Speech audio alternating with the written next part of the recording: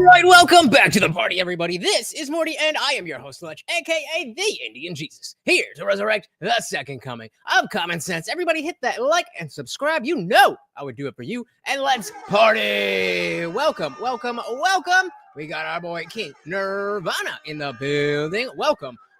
Very good to see you guys. We have a rather interesting conversation tonight. So Jordan Peterson was on JRE, the Joe Rogan Experience, if you're not familiar. Was it yesterday or 2 days ago, whatever it was? And there's a clip that's going around that makes it seem like Jordan Peterson was commenting on the Dave Smith and Douglas Murray debate, and it's getting thrown around in all these different places, and I think it's being taken out of context. So I think we're not going to watch, obviously, the entire thing, but I do want to get that in context. And then there's a couple of things that he says that are definitely worth checking out. Shout out to Ayush Gupta that I gotta watch. I got opinions. I am here for it. So let's dive right in. As always, guys, if you can't hear the video, please do let me know. I understand the appeal of it.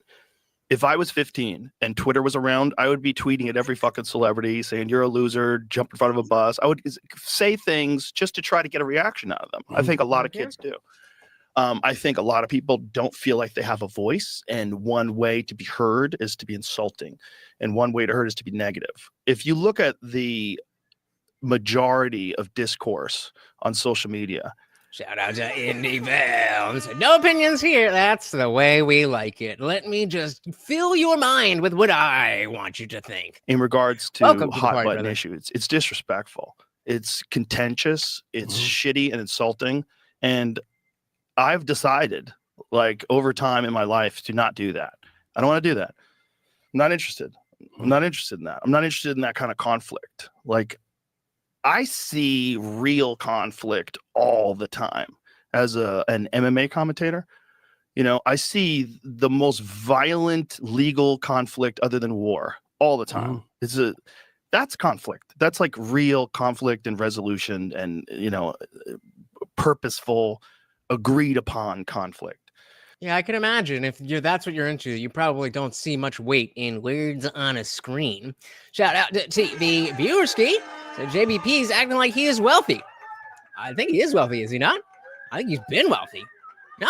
Either way, welcome. We also got our boy Guam tag to the meme, right? Are going to have a cry sesh about this one. Indeed. We got our boy Nick Luchetti. Welcome. Very good to see you. Always a pleasure that you are here. The meme right is what we were trying to call the woke right before the woke right really became the woke right, and it's the woke right now. So I think the meme right, or the I tried to go with trans conservatives.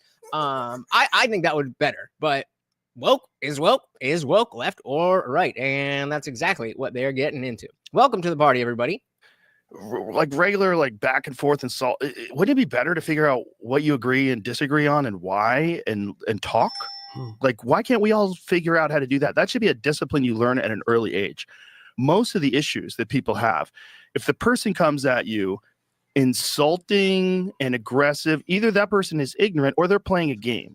Okay. And the game is semantic obfuscation to get your emotions up, to get you reactive, and to be reacting to them instead of acting. The game is like if someone's hyper aggressive in a fight, the game is to put you on the defensive so that they don't, like, the best defense is a good offense. You learn that early on in fighting. So you learn that you can be very offensive and then the person never has a chance to get their game going. And that's the case with conversations too. So there's a gamesmanship to this kind of communication where it's not just communicating. Hey, shout out to TV Viewerski starting us off with a $10 PayPal. Thank you. And of course, every donation comes with a treat for Morty. And TV said, make Morty the sponsor. And indeed, we will respect those wishes. Thank you so very, very much, sir. To this kind of communication where it's not just communicating. It's communicating, but it's essentially intellectual one-upsmanship and sparring. You're scoring points.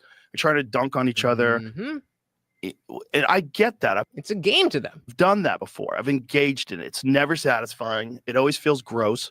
Even if you win, it's gross.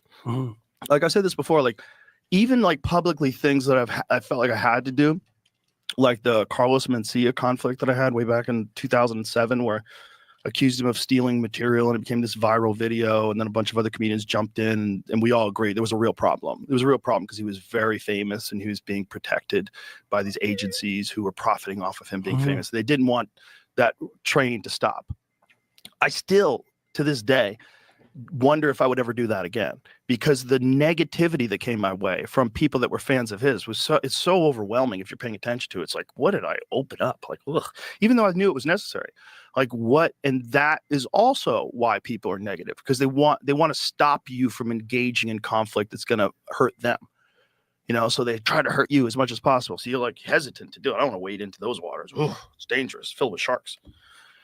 Well, you could imagine, maybe, I think this is worth delving into in some depth. You could imagine that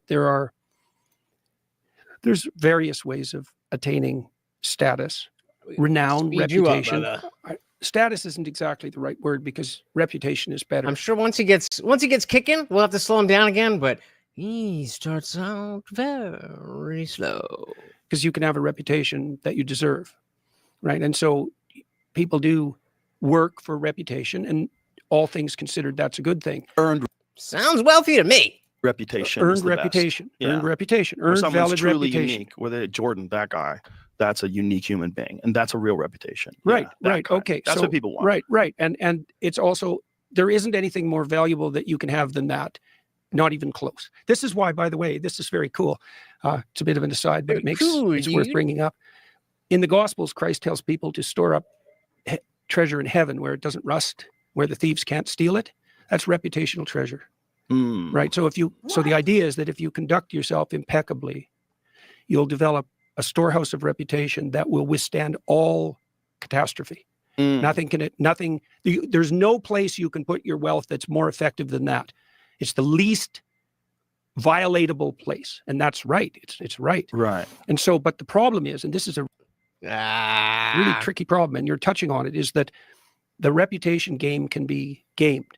Okay, so when your reputation rises, your serotonin levels rise. And that makes you less sensitive to negative emotion and more sensitive to positive emotion. So that's a really good deal. And what that also means is that there's a high psychological benefit to status increase, reputational increase, and a real cost to reputational decrease. So that's partly why people don't like losing face, for example, because their emotions dysregulate. Okay, so that's where you need that humility to, when you're discussing anything, to be able to accept that you might be strong in your opinions, but that you don't know everything, and that new information could come by and be like, oh, all right, well, I guess I was wrong. Now, the best way to play that game is to establish a genuine reputation. And the best way to do that, you've done this, by the way. I figured out this year in my lectures that I'm always trying to answer a question on stage. So that's a quest. And I bring the audience along on a quest. And it's I really thought he's going to be like, well, since it's a question, that makes it a quest. I'd be like, that's a Jordan Petersonism. Real quest, because I'm actually trying to figure something out, and I do that in real time. And that's a very different game.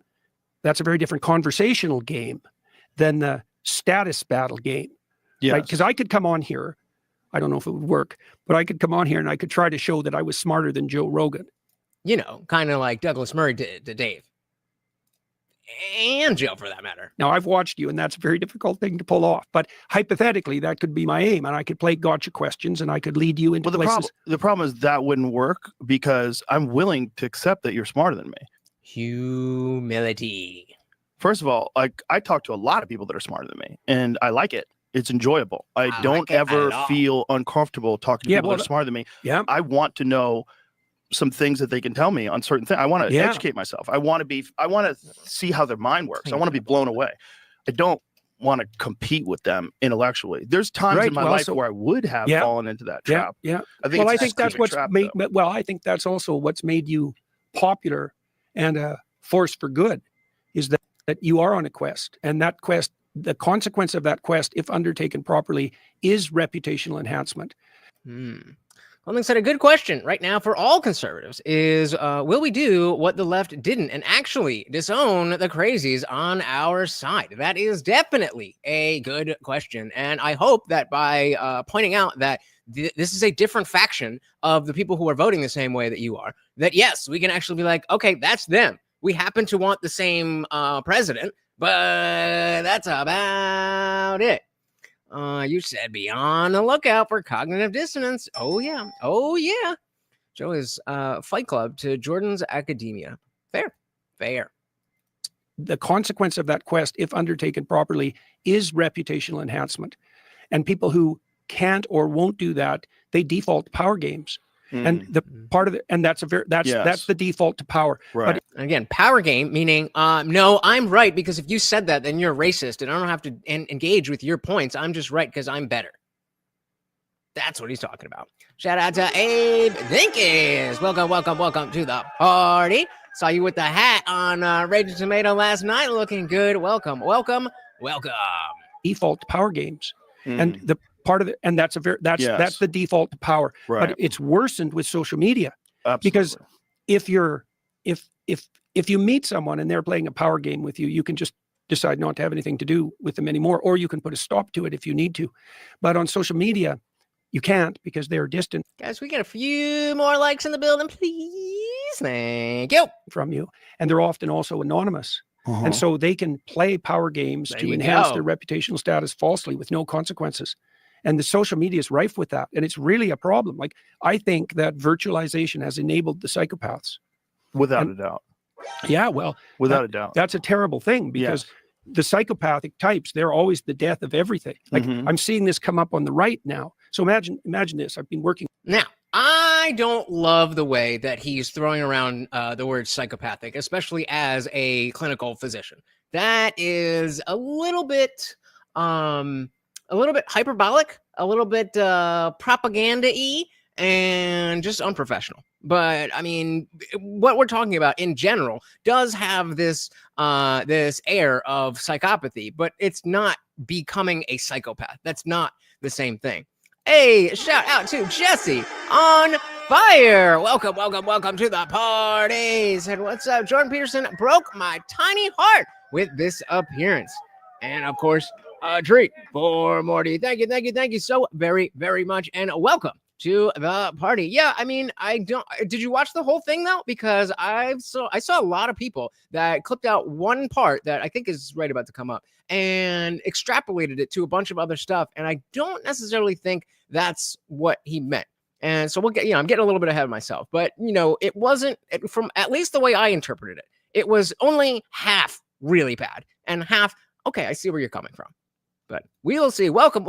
Thank you so very, very much. Of course, Jesse makes you the new sponsor of the stream. On a new theory of political psychopathology, and I like it quite a lot. Is this where the term the woke right comes in? Yeah. Well, Lindsay is pointing at that, but he hasn't got the diagnosis exactly right. Dave does. So it isn't woke. That's not the issue. Yes, it's not exactly. I think one what level. they're talking about is like similar types of behavior. He is talking about that. Yeah, no. What he's pointing. Woke just lets you clarify in your head. Oh, it's like that. Yeah, but the problem is. Thank you, Jesse. Absolutely, but the problem is that argument is predicated on the claim that the ideas are the problem, like the woke ideas.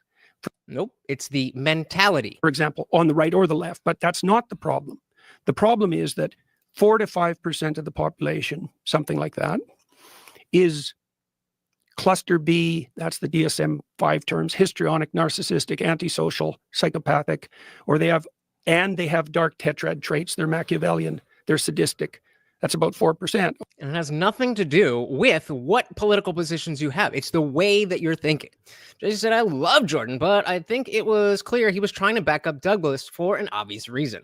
I don't even have a dog in that fight. I just prefer honest opinions uninfluenced by the overlords. Well, we like our overlord, but other than that, that's what we call Morty. I completely agree with you. I think that, he did openly say that, they both did well. And I watched Dave's response to this as well. And he was like, okay, well, I mean, I guess he's being nice and saying that we both did well, but I don't know how you could watch the debate and see it that way. But, you know, for you to be part of that elite class of the online media space, there's going to be a little bit of natural gatekeeping. Even if you're not trying to do that, you're going to feel like, well, I deserve to be able to talk about these things, but other people shouldn't, because that's dangerous. Only I have the responsibility to use free speech the way that free speech should be used. And I disagree. Sounds like Jesse does very much so. Zippy, shout out to Zippy. Welcome to the party. So I get what he's saying. He's saying low-hanging fruit creates low-hanging fruit, and there is nothing you can do about it but fight bad info with good info. I agree that he's saying the first part. It doesn't really sound like he is. Well, no. I'll take that back. I agree with you. The issue is that he's very loud about the first part and very quiet about the second. And not really on point. So remember, Peterson said ideas possess. Indeed, they do, as we have now seen on both sides of the aisle. Guantek said, I see it as him sticking to his higher ideals rather than just siding with strict conservatives. Sad conservatives seem to be just as bad as the woke left when it comes to bitching and complaining when someone doesn't agree 100%.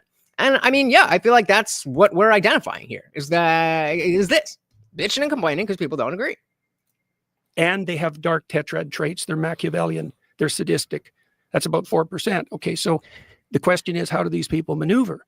And the answer is they go to where the power is and they adopt those ideas and they put themselves even on the forefront of that. Right. But the ideas are completely irrelevant. Right. All they're doing is they're the Pharisees. They're the modern version of the Pharisees. Exactly. You said, I feel like he's just using the term psychopathy like it is more than 4-ish% of the population.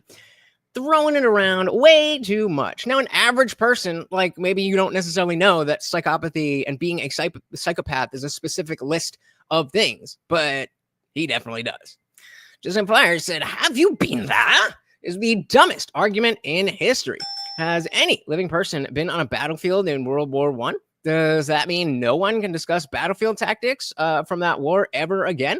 Yeah, and that's the point with, oh, did I save it? That link where, oh, we got to find that. What did I do with it? Shout out to, I don't even remember the name now. But yeah, you could see Murray arguing against himself, just like the woke do. It's just the woke on the right. That's all the woke right is. All the bullshit that we hated about the woke left, the mentality that brought them to their terrible ideas, we now have a different that same mentality, just leading to different political positions. That's it. Shout out to Josie. Welcome. Thank you so very, very much for the $9.99. So Jordan Peterson is good overall, but his attack against the Tate brothers turned me off. You can take the good that the Tate brothers promote and ignore the other ish.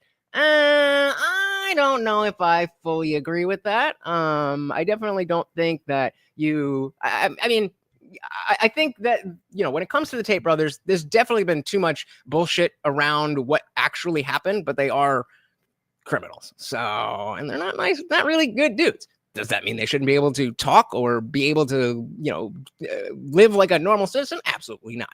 But I'm not really in the business of ignoring what the Tate brothers are up to. But to each their own. Welcome to the party. And thank you so very, very much for the super chat. The ideas are completely irrelevant. Right. All they're doing is they're the Pharisees. They're the modern version of the Pharisees. They're the people who use God's name in vain, right? As they proclaim moral virtue. Yes. Doesn't matter whether it's right or left or Christian or Jewish or Islam.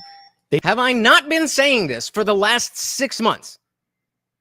They invade the idea space and then they use those ideas as false weapons to advance their narcissistic advantage. Yes. And so then you have the problem.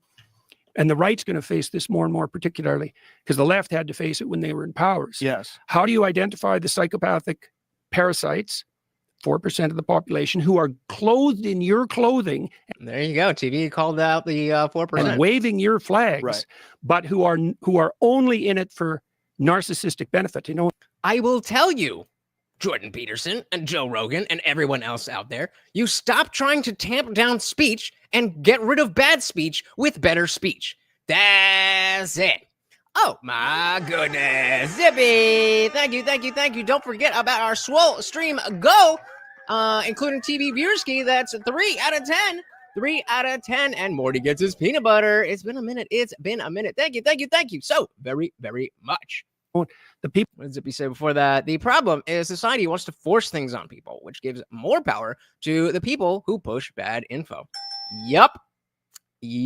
Yeah, in all those areas. And that's the battleground. That's the battleground. Exactly what he's asking is identifying that is what's going on, and calling out when people who, have similar votes to us don't embody the same characteristics or principles that we want. Right. But who are only in it for narcissistic benefit. The people who studied the dark triad, these were people who originally studied psychopaths, and they moved into ordinary personality, so to speak, on the fringes. I don't know about all that. I'm pushing ideas. I'm just not telling you should listen to me because I said so. Showed that the non-criminal psychopaths, so the fringe cases, are Machiavellian. They use their language to manipulate. They're narcissistic. They want unearned reputation. That's what a narcissist wants. Yep. And they're psychopathic, which makes them predators or parasites. Okay, that's pretty bad, those three things. But they had to expand the nomenclature after a while because they found that they were also sadistic, which implied that if you're Machiavellian and narcissistic and psychopathic, you develop a sufficiently bad view of your fellow man that their undeserved pain is a source of pleasure to you. And that's... In other words, you project.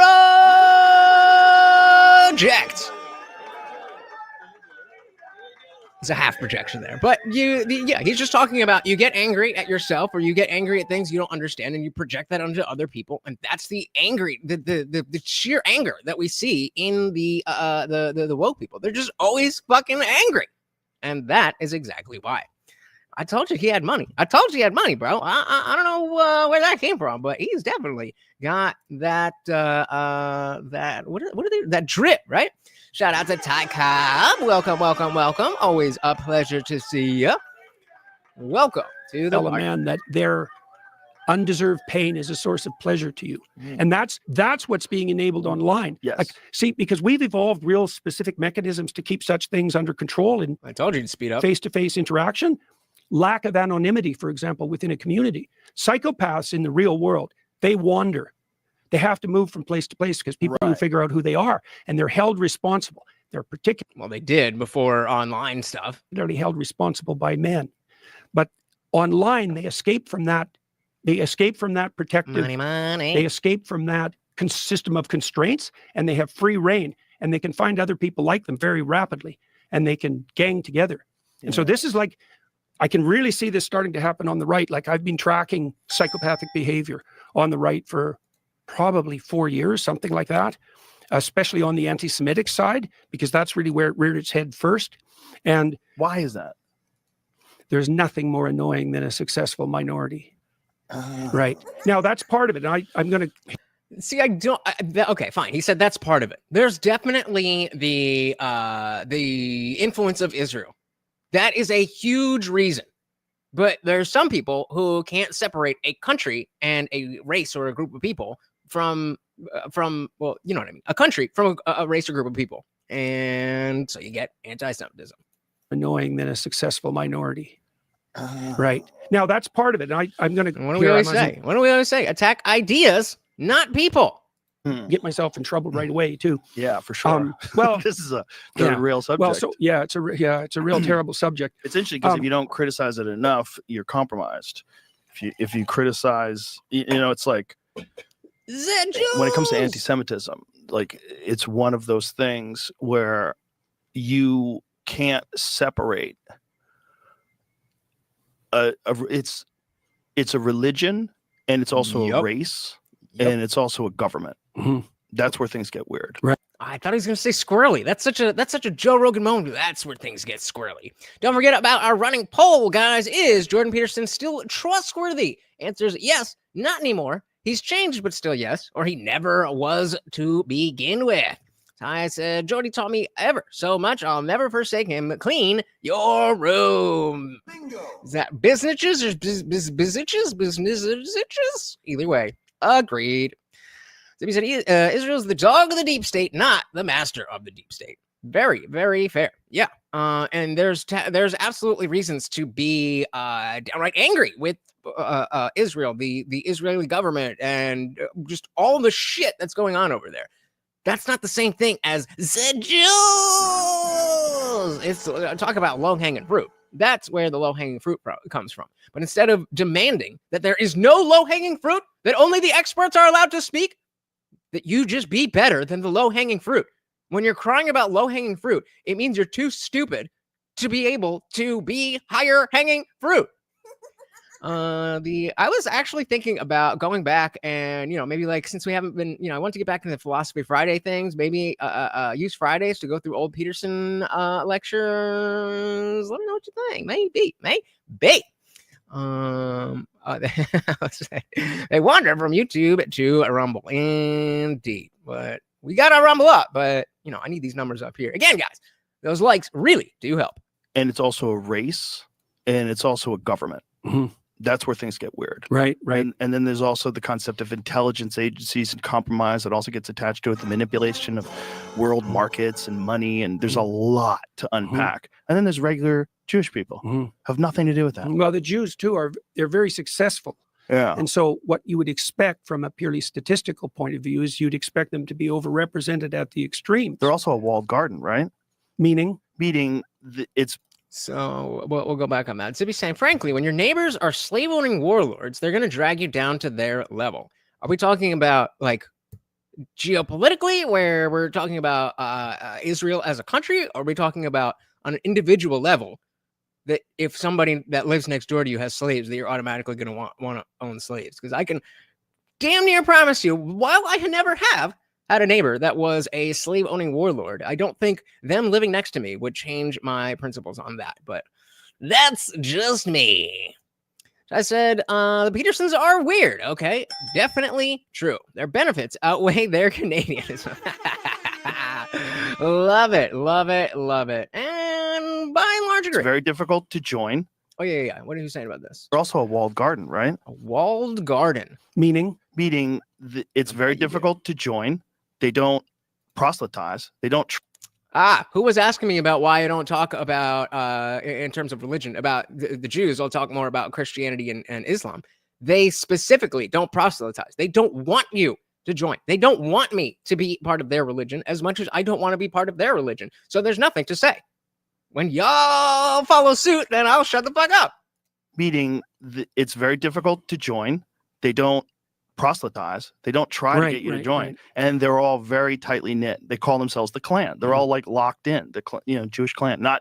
So yeah, on a larger level, yes, I agree. I wasn't sure exactly what you meant, because I can't promise you I've never had the counterfactual, but I would put money on the fact that if a slave owning dude lived next door, that would not change anything.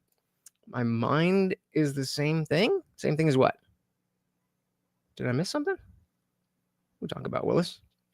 Nick said, I trust the average Israeli citizen. I don't trust their government any further than I trust my own, which is no further than I can throw. Governments. Oh, my mind is a walled garden. I don't know about all that. It is definitely a pretty garden. But no, opened just enough so that my brains don't fall out. All very tightly knit. They call themselves the clan. They're all like locked in. The Jewish clan, not KKK. The problem with that term has been compromised by the Ku Klux Klan, but I mean it as terms of tribe. Well, community. Yeah, community. They're very tight knit in that regard. They stick together. Well, and if you understand the history, obviously, of Nazi Germany and of persecution in Eastern Europe, you have to. Yeah, of course. Hold on a minute. Hold on just a gosh darn minute. Daryl Cooper said that Winston Churchill was the chief enemy of World War II, yet here Rogan is admitting that the Holocaust happened. How, Douglas Murray, explain how this happens. It is a lush garden. Abe said you grow things there and you guard it and guard and protect it. Yes, guarded and protected, but not walled off. Different things. And of persecution in Eastern Europe, you have to. Yeah, of course. Yeah, well, all these complex things are multidimensional. I mean, I watched your whole conversation with Douglas, and I thought you guys did a very credible job, all three of you. Of this is the part Dave was like, okay, I mean, I'll take it, but how would you watch that and get this opinion? I thought you guys did a very credible job, all three of you, of navigating unbelievably choppy waters. So that's the first thing I'd like to say, because one of the things I was trying to figure out when I was watching that is, do I think I could have done a better job of any of you? And I certainly didn't walk away from it with that idea in mind. But then underneath all that, I thought there's a really unbelievably tricky problem here. And I think that's why it's made it poked up into, well, you also set that conversation up, but yeah, that's why they were talking about. What's happening? I'm not sure I see what you're seeing. Talk to me.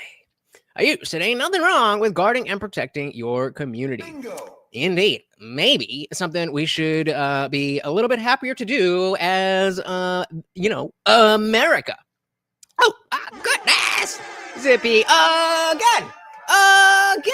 Thank you so very, very much, sir. And of course, a treat for Morty. Very, very, very much appreciated. Thank you, sir. Let's dive right back in. It's made it poked up into, well, you also set that conversation up, but he might be. He's got all kinds of issues, but I mean, the carnivore diet was supposed to fix it all. Poked up and made itself manifest in that conversation. And the issue is, how do you identify the psychopathic pretenders? And it's even worse now. And then make a barrier, right? Now, the right was calling for the left to do that for decades, and they didn't, and they couldn't. And the left is not good at drawing barriers, partly temperamentally. The right. Shout out to Lasissimo. Welcome to the party. Said America is an imagined community. Originally imagined and then made real by stepping foot here, building stuff, creating laws and society and culture, all that good stuff. Welcome to the party. TV said fidgety squinty's not listening as much as he does in the other show. And the hand movements. I'll keep an eye out. I don't see it, but we will see. Right is somewhat better, but there's no shortage of monstrosity there. And so then the question is, how do you draw the line? And that's kind of what I was, because I've been watching these they're not right-wing, these psychopathic types manipulate the edge of the conservative movement. But you see what he did there. He said these right-wing, well, they're not right-wing, they're psychopaths. So first of all, being a psychopath and having a political affiliation are not mutually exclusive things.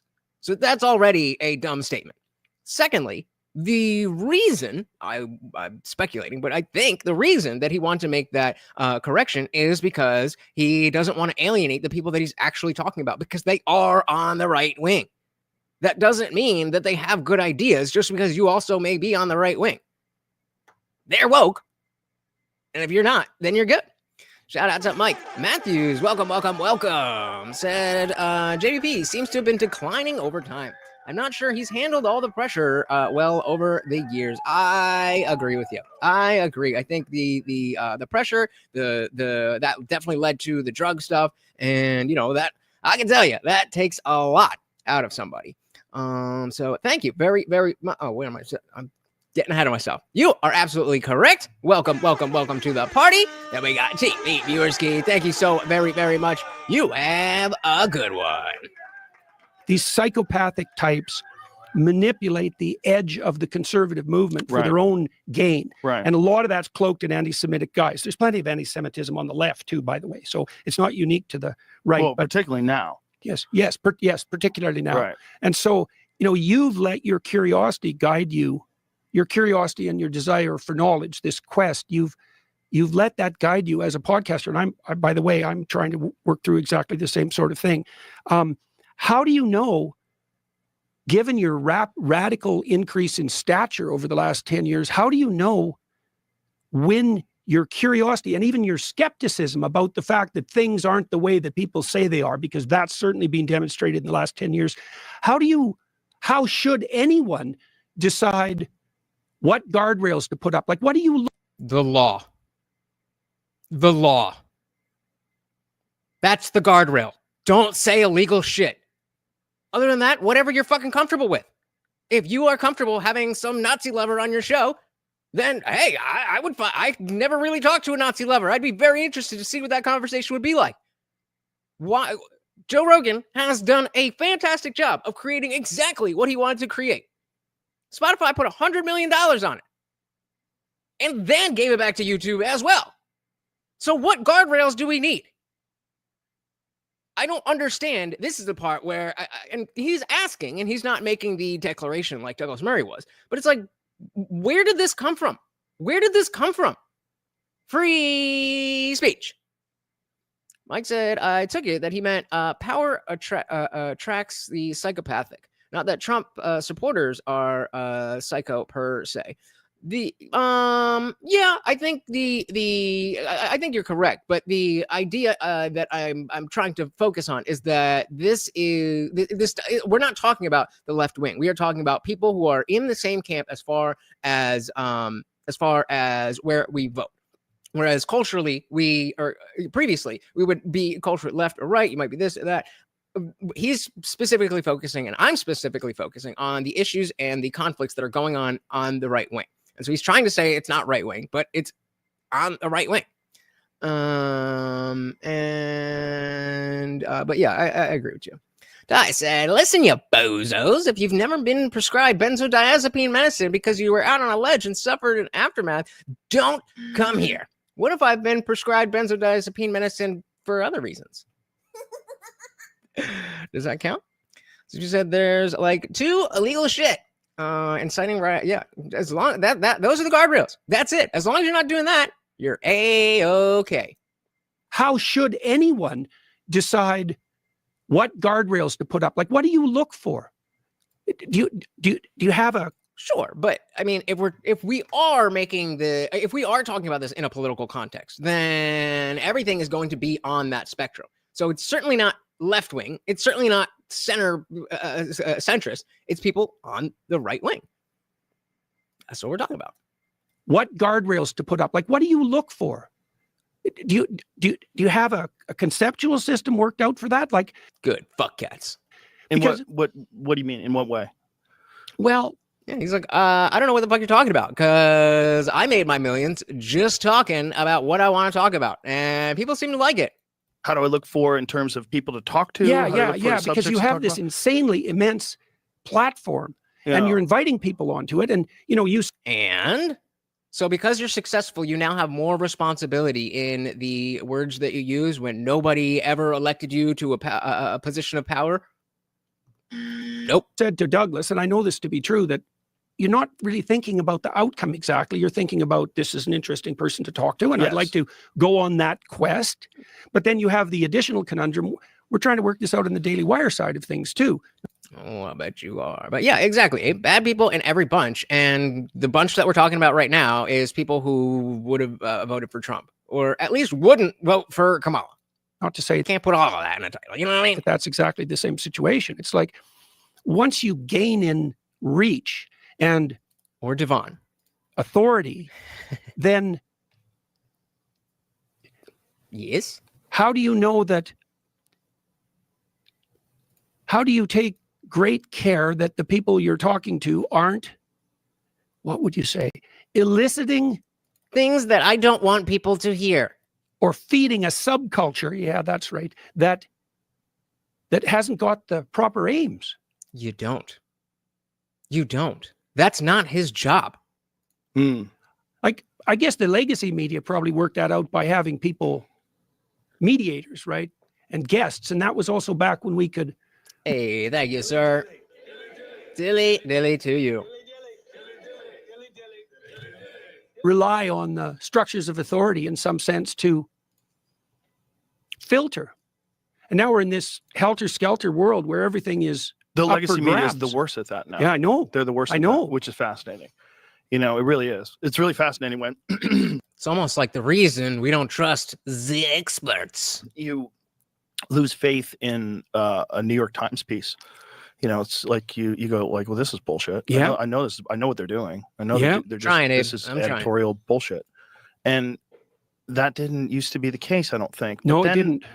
But then I go back to like what I learned about the Woodward, Bernstein, Nixon thing at Watergate. That was all essentially an intelligence operation. Have you ever looked into that? You know, I had Bill Murray on the podcast, and Bill Murray said one of the wildest things.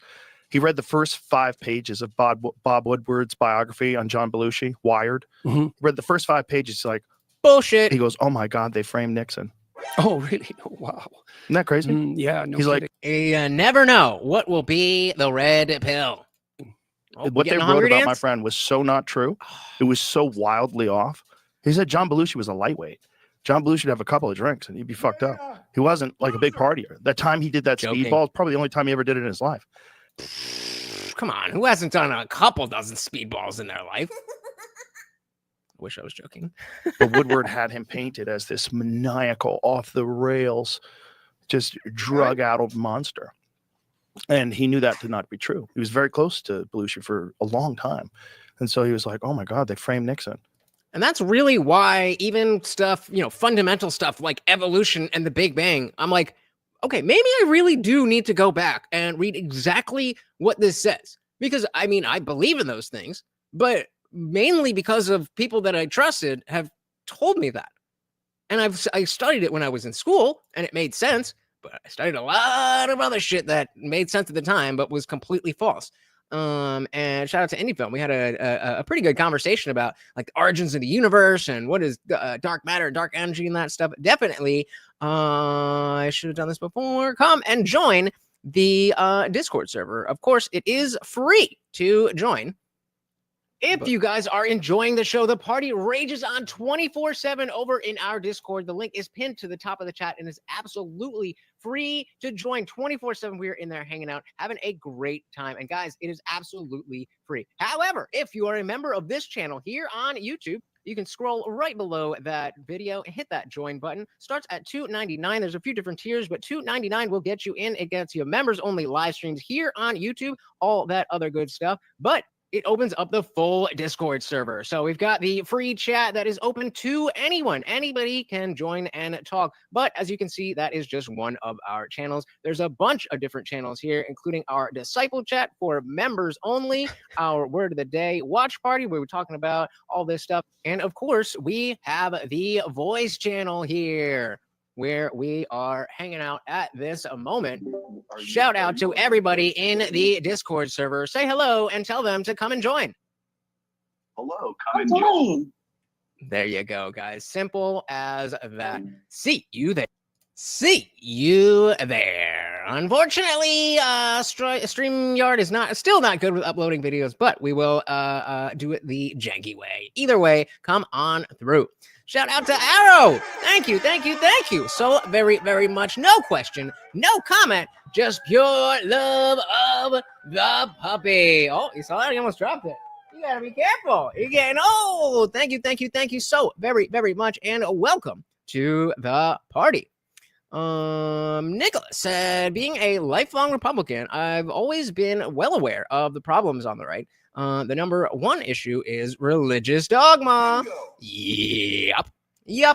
Lasissimo said, loyalism is the issue. No one is conserving traditions. They are just loyalist to New York libs, like Trump. I mean, if that's the worst that's gonna happen, then if Trump is the worst we could get, then I'm happy. But it seems to be the opposite. And of course, for Morty, thank you very, very much. Mike said, MAGA is a right-wing populist movement. It is not a conservative movement. The fight is establishment versus populist, not liberal versus conservative. That is an old framing that is no longer accurate. Absolutely correct.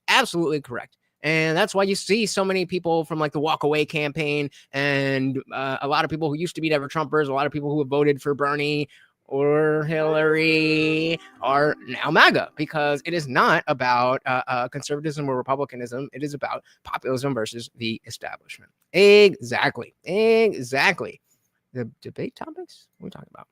All right, let's dive back in here. He was very close to Belushi for a long time. And so he was like, oh my God, they framed Nixon. And then when I told him the whole story, what Tucker Carlson had told me about Woodward being an intelligence asset. And then that was his first job ever as a journalist, was Watergate. And that there's FBI guys that were involved in it and the break-in. And the whole thing was they tried to get Nixon out of there, the most popular president in the history of the country in terms of the vote. And they were successful.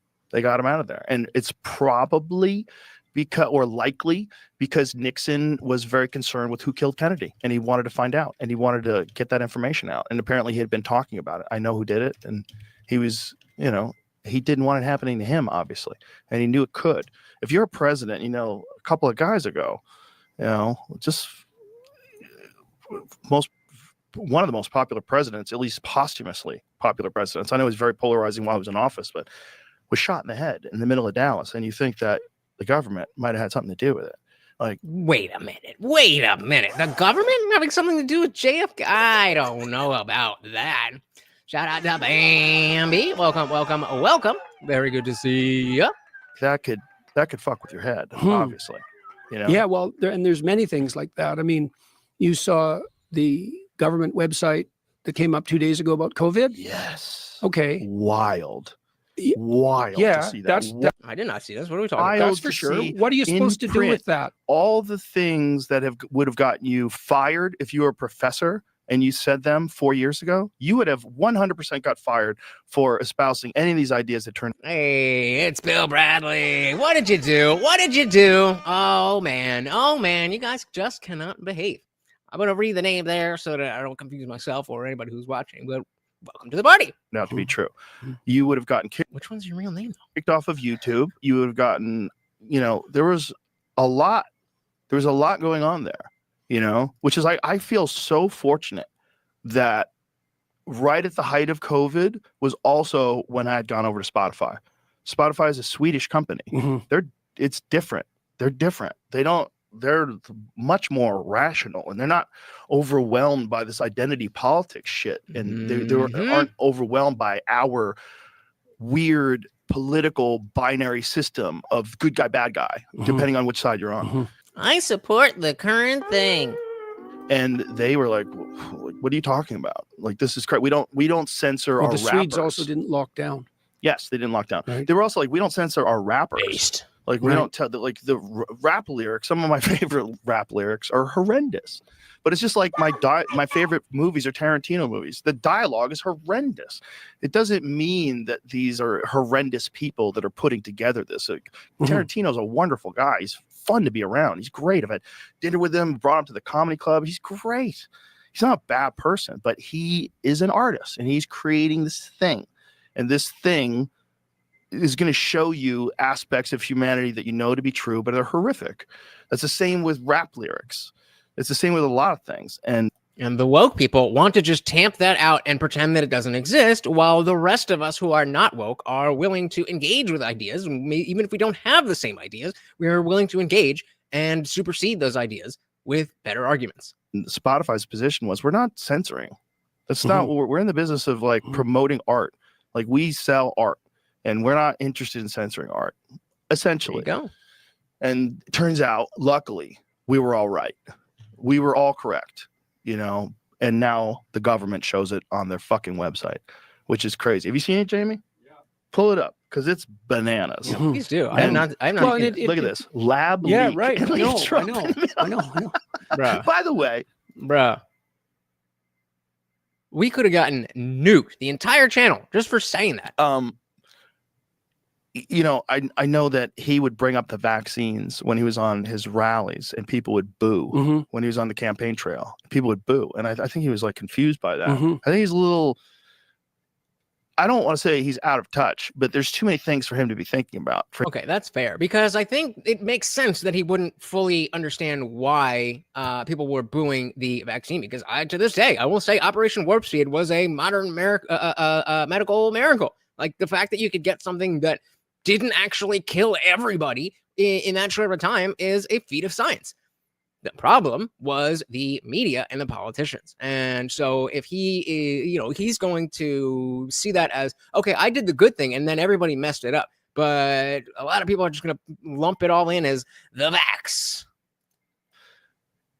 I don't want to say he's out of touch, but there's too many things for him to be thinking about, for him to be paying attention to what people really think about the vaccines and vaccine injuries and mandates and just the psychological warfare that was played on the American people. You remember that very famous White House post that they made for the vaccinated, you've done your job, but for the unvaccinated, you're looking forward to a winter of severe illness and death and the hospitals that you will overwhelm. I don't know if I will ever be able to forget. Like, that was the White House telling you something when it was in... And CNN and MSNBC and for a while even Fox News and the experts. Omicron by that point, which was like a cold. Like, it was crazy. The deaths had dropped off radically, but they were so in bed with the pharmaceutical companies that they were like, you got to do it. You got to get vaccinated. And if you don't, you're looking forward to death and severe illness. Like, imagine this is... Shout out again to our purebloods. Dilly dilly to you for standing up to one of the craziest and overhauled propaganda things that our government has ever done. Dilly dilly to us. 20 years, we're going to be able to sell that shit. Ooh, pure, un-COVID vaccinated blood. Hey, so that reminds me, I need to have a convo at some point about what gets you yanked on or off. Yep, we could definitely do that. Such a funny term. I don't think it's that necessarily that funny of a term. I just think the way that it's being used as if there is some automatic thing of being an expert that makes you right about everything that you say.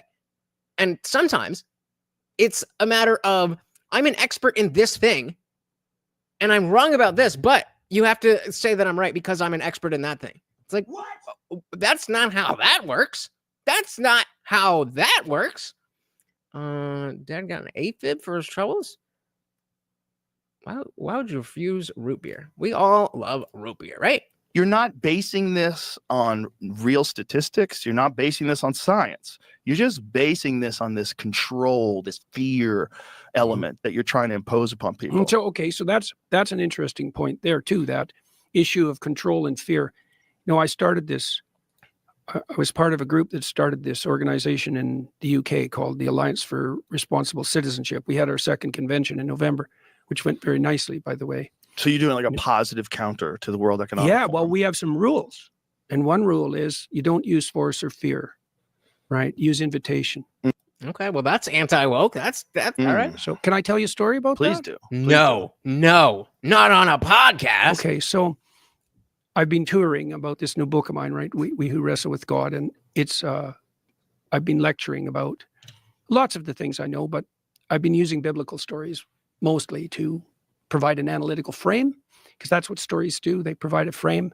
And there's a great story in the continuing Exodus story, the story of Moses and the Israelites, where Moses has led his people away from the tyrant and away from their own slavery, because there's a dynamic in that story between those two things.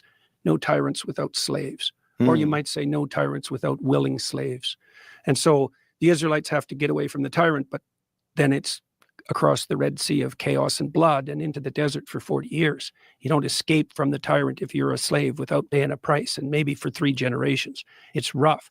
So Moses is trying to get these people to stop being slaves and to take responsibility so they don't need a tyrant.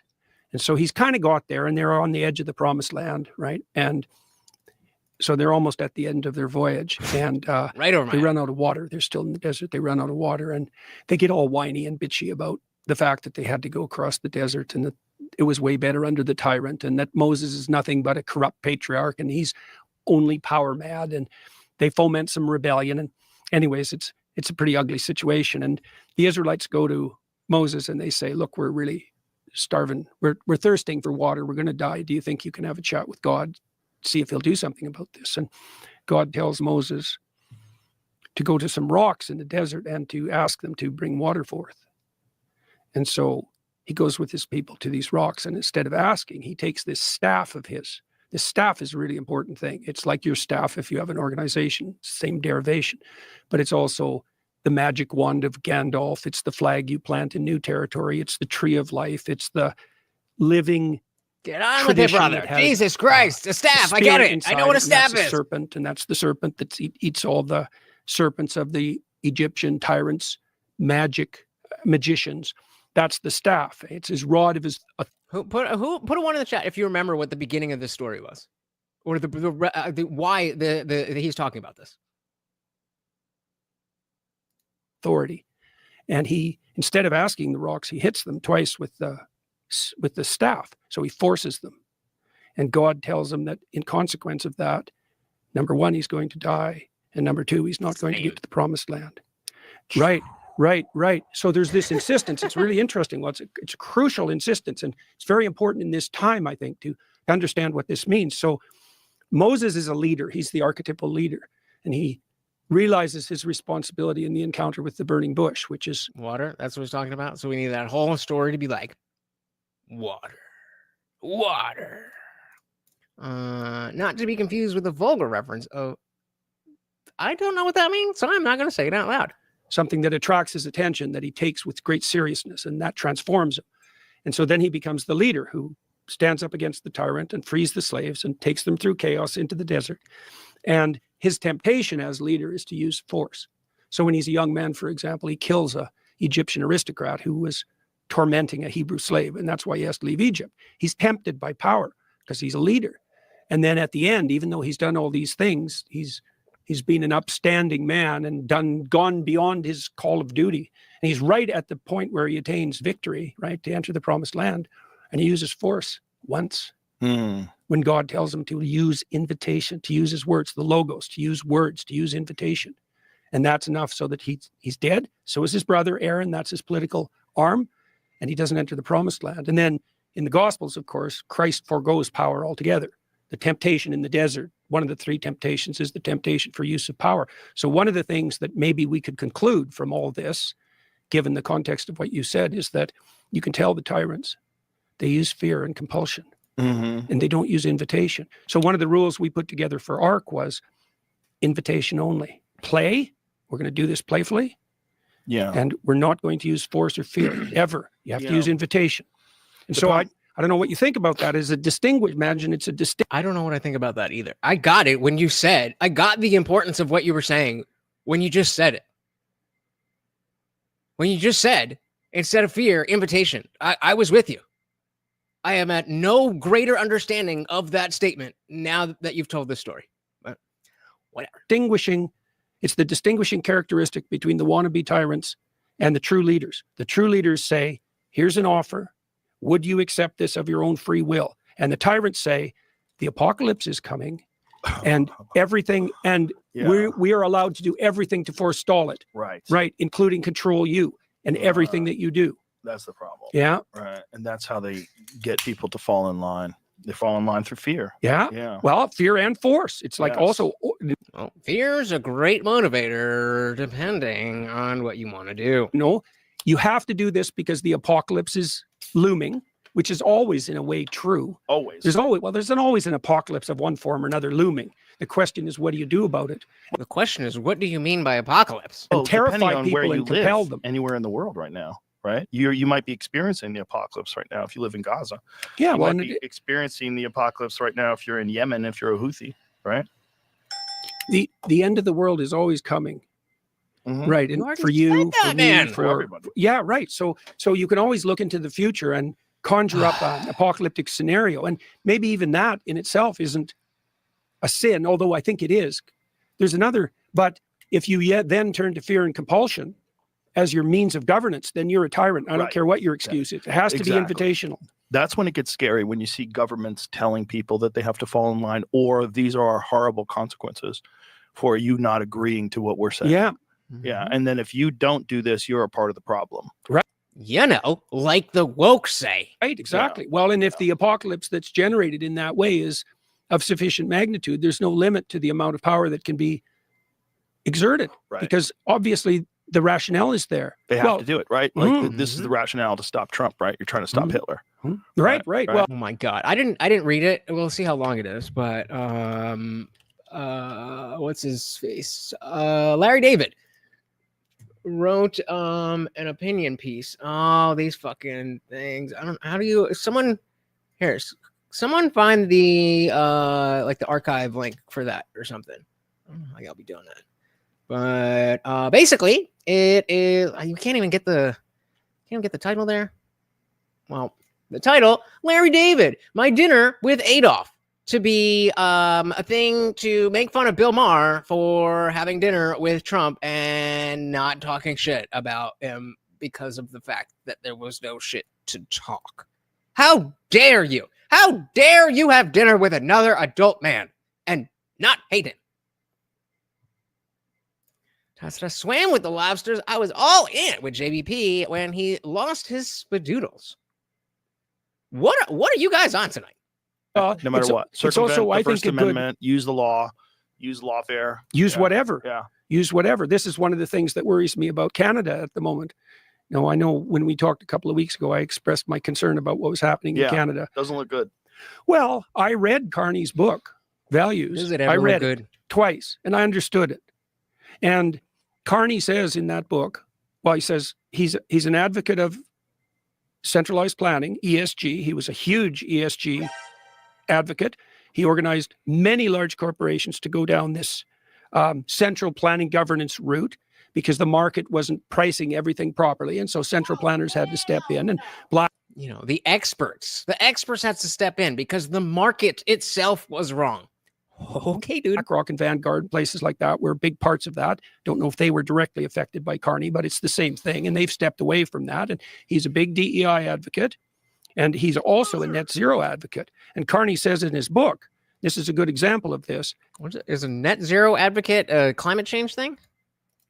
He's also a net zero advocate. And Carney says in his book, this is a good example of this. And I think also a good example of this kind of narcissism that we talked about earlier. Every single financial decision that every individual or organization makes has to prioritize decarbonization above all else, or else. And there will be many, he doesn't say casualties, but he implies that there'll be many who pay a price along the way, but it's necessary, because you can't make an omelet without breaking a few eggs. Psst, you're the eggs. You're the eggs in that situation. Price along the way, but it's necessary, because you can't make an omelet without breaking a few eggs. If he dies, he dies. And then he says 75% of the world's fossil fuels have to stay in the ground. And this is who Canadians are seriously thinking about electing, right? Why does he say the fossil fuels have to stay in the ground? Too much carbon. The real problem with that is the same problem with the COVID narrative, is that they don't allow any. That's some good logic right there. Dissent. They don't allow any data that conflicts with the narrative. And they don't want to look at any possible, both of them are complicated. They're not similar in a lot, but there are, because they're top-down tyrannical tools. Using fear and compulsion. Yeah. So they did, during the COVID times, nobody wanted to look at any alternative treatments. They didn't want to look at health, metabolic health. They didn't want to look at. Wait, but I thought Joe Rogan was the guy who took the horse dewormer. Any factors other than vaccination and compliance. With carbon, no one wants to look at, I'm sure you saw that Washington Post study of the last, was it 50 million years, the graph that shows the temperature of Earth. Have you seen it? We're in a cooling period.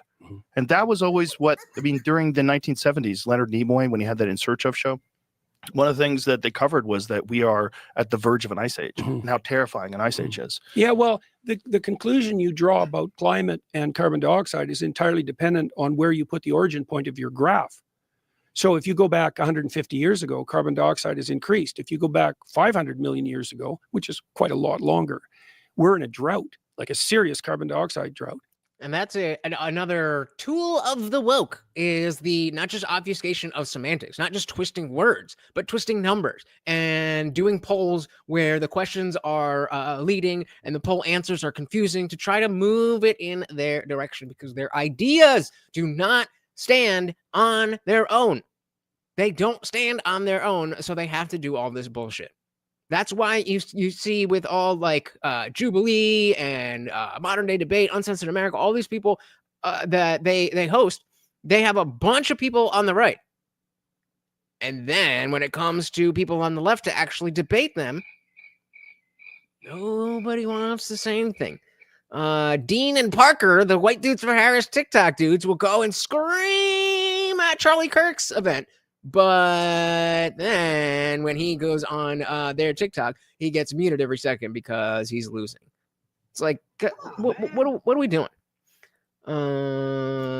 Leslie said, read Benedict Anderson's book, Imagine Communities, about how the only real community are people you know and can reach out and touch. This doesn't include politicians or kings. They have their own communities, and they will feed you to their community. Shout out to the resident libertarian. Yep, makes a lot of sense. Makes sense to me. Abe said, my mom grew up being told the earth was going to freeze. We grew up with global warming, and now it's climate change. And yet the sun is still pushing out mad energy.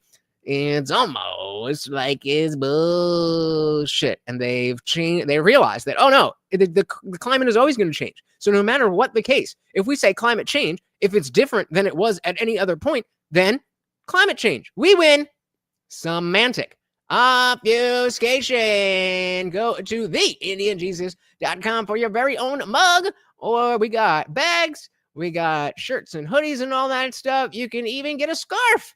And instead of the Palestinian ones that the lefties have, get one of your own at TheIndianJesus.com. I did not check out the new Ye track, but hey, well, I guess we're gonna have to peep it in the after party. Become a member to make sure you don't miss it. To go, which is quite a lot longer. We're in a drought, like a serious carbon dioxide drought. Right, and so, also carbon dioxide is the I thought you were. You're saying this was the jet fuel of plants. Yes, it turns out that they like it. Well, you know the glow. Nope. Shout out to Soil to Soul. We haven't forgot about you. Plant food, baby. Dioxide is the fuel of plants. Yes, it turns out that they like it. Well, you know the global greening data. Well, when yeah, say it. Well, so people know it. Well, one of the things I learned as a scientist was that there's why, because you knew even at that age that a nuke is not going to be stopped by a desk. That always blew my that's actually a legitimate question. Did you guys actually believe that? Did you believe like, oh, this is going to help, or was it a matter of, anything that we could do is something? Because that's wild. Is that what? Wait. I saw a meme that said Kanye officially comes out as gay. Does this have to do with that? Oh man, gay is gay, but family members, come on, what are we doing? Well, one of the things I learned as a scientist was that there's usually an explanation or two that accounts for a phenomenon so completely that almost everything else is noise. Like the MAHA movement, Make America Healthy Again. The fundamental issue is insulin resistance. Like that's the fundamental plague of, say, North America. And everything else is noise. It's not unimportant noise, but insulin resistance is the major contributor. Mm-hmm. On the climate side, when I look at the data, the thing that leaps out for me is greening. Like the planet is 20% greener than it was 30 years ago. Okay, 20%. This is NASA data.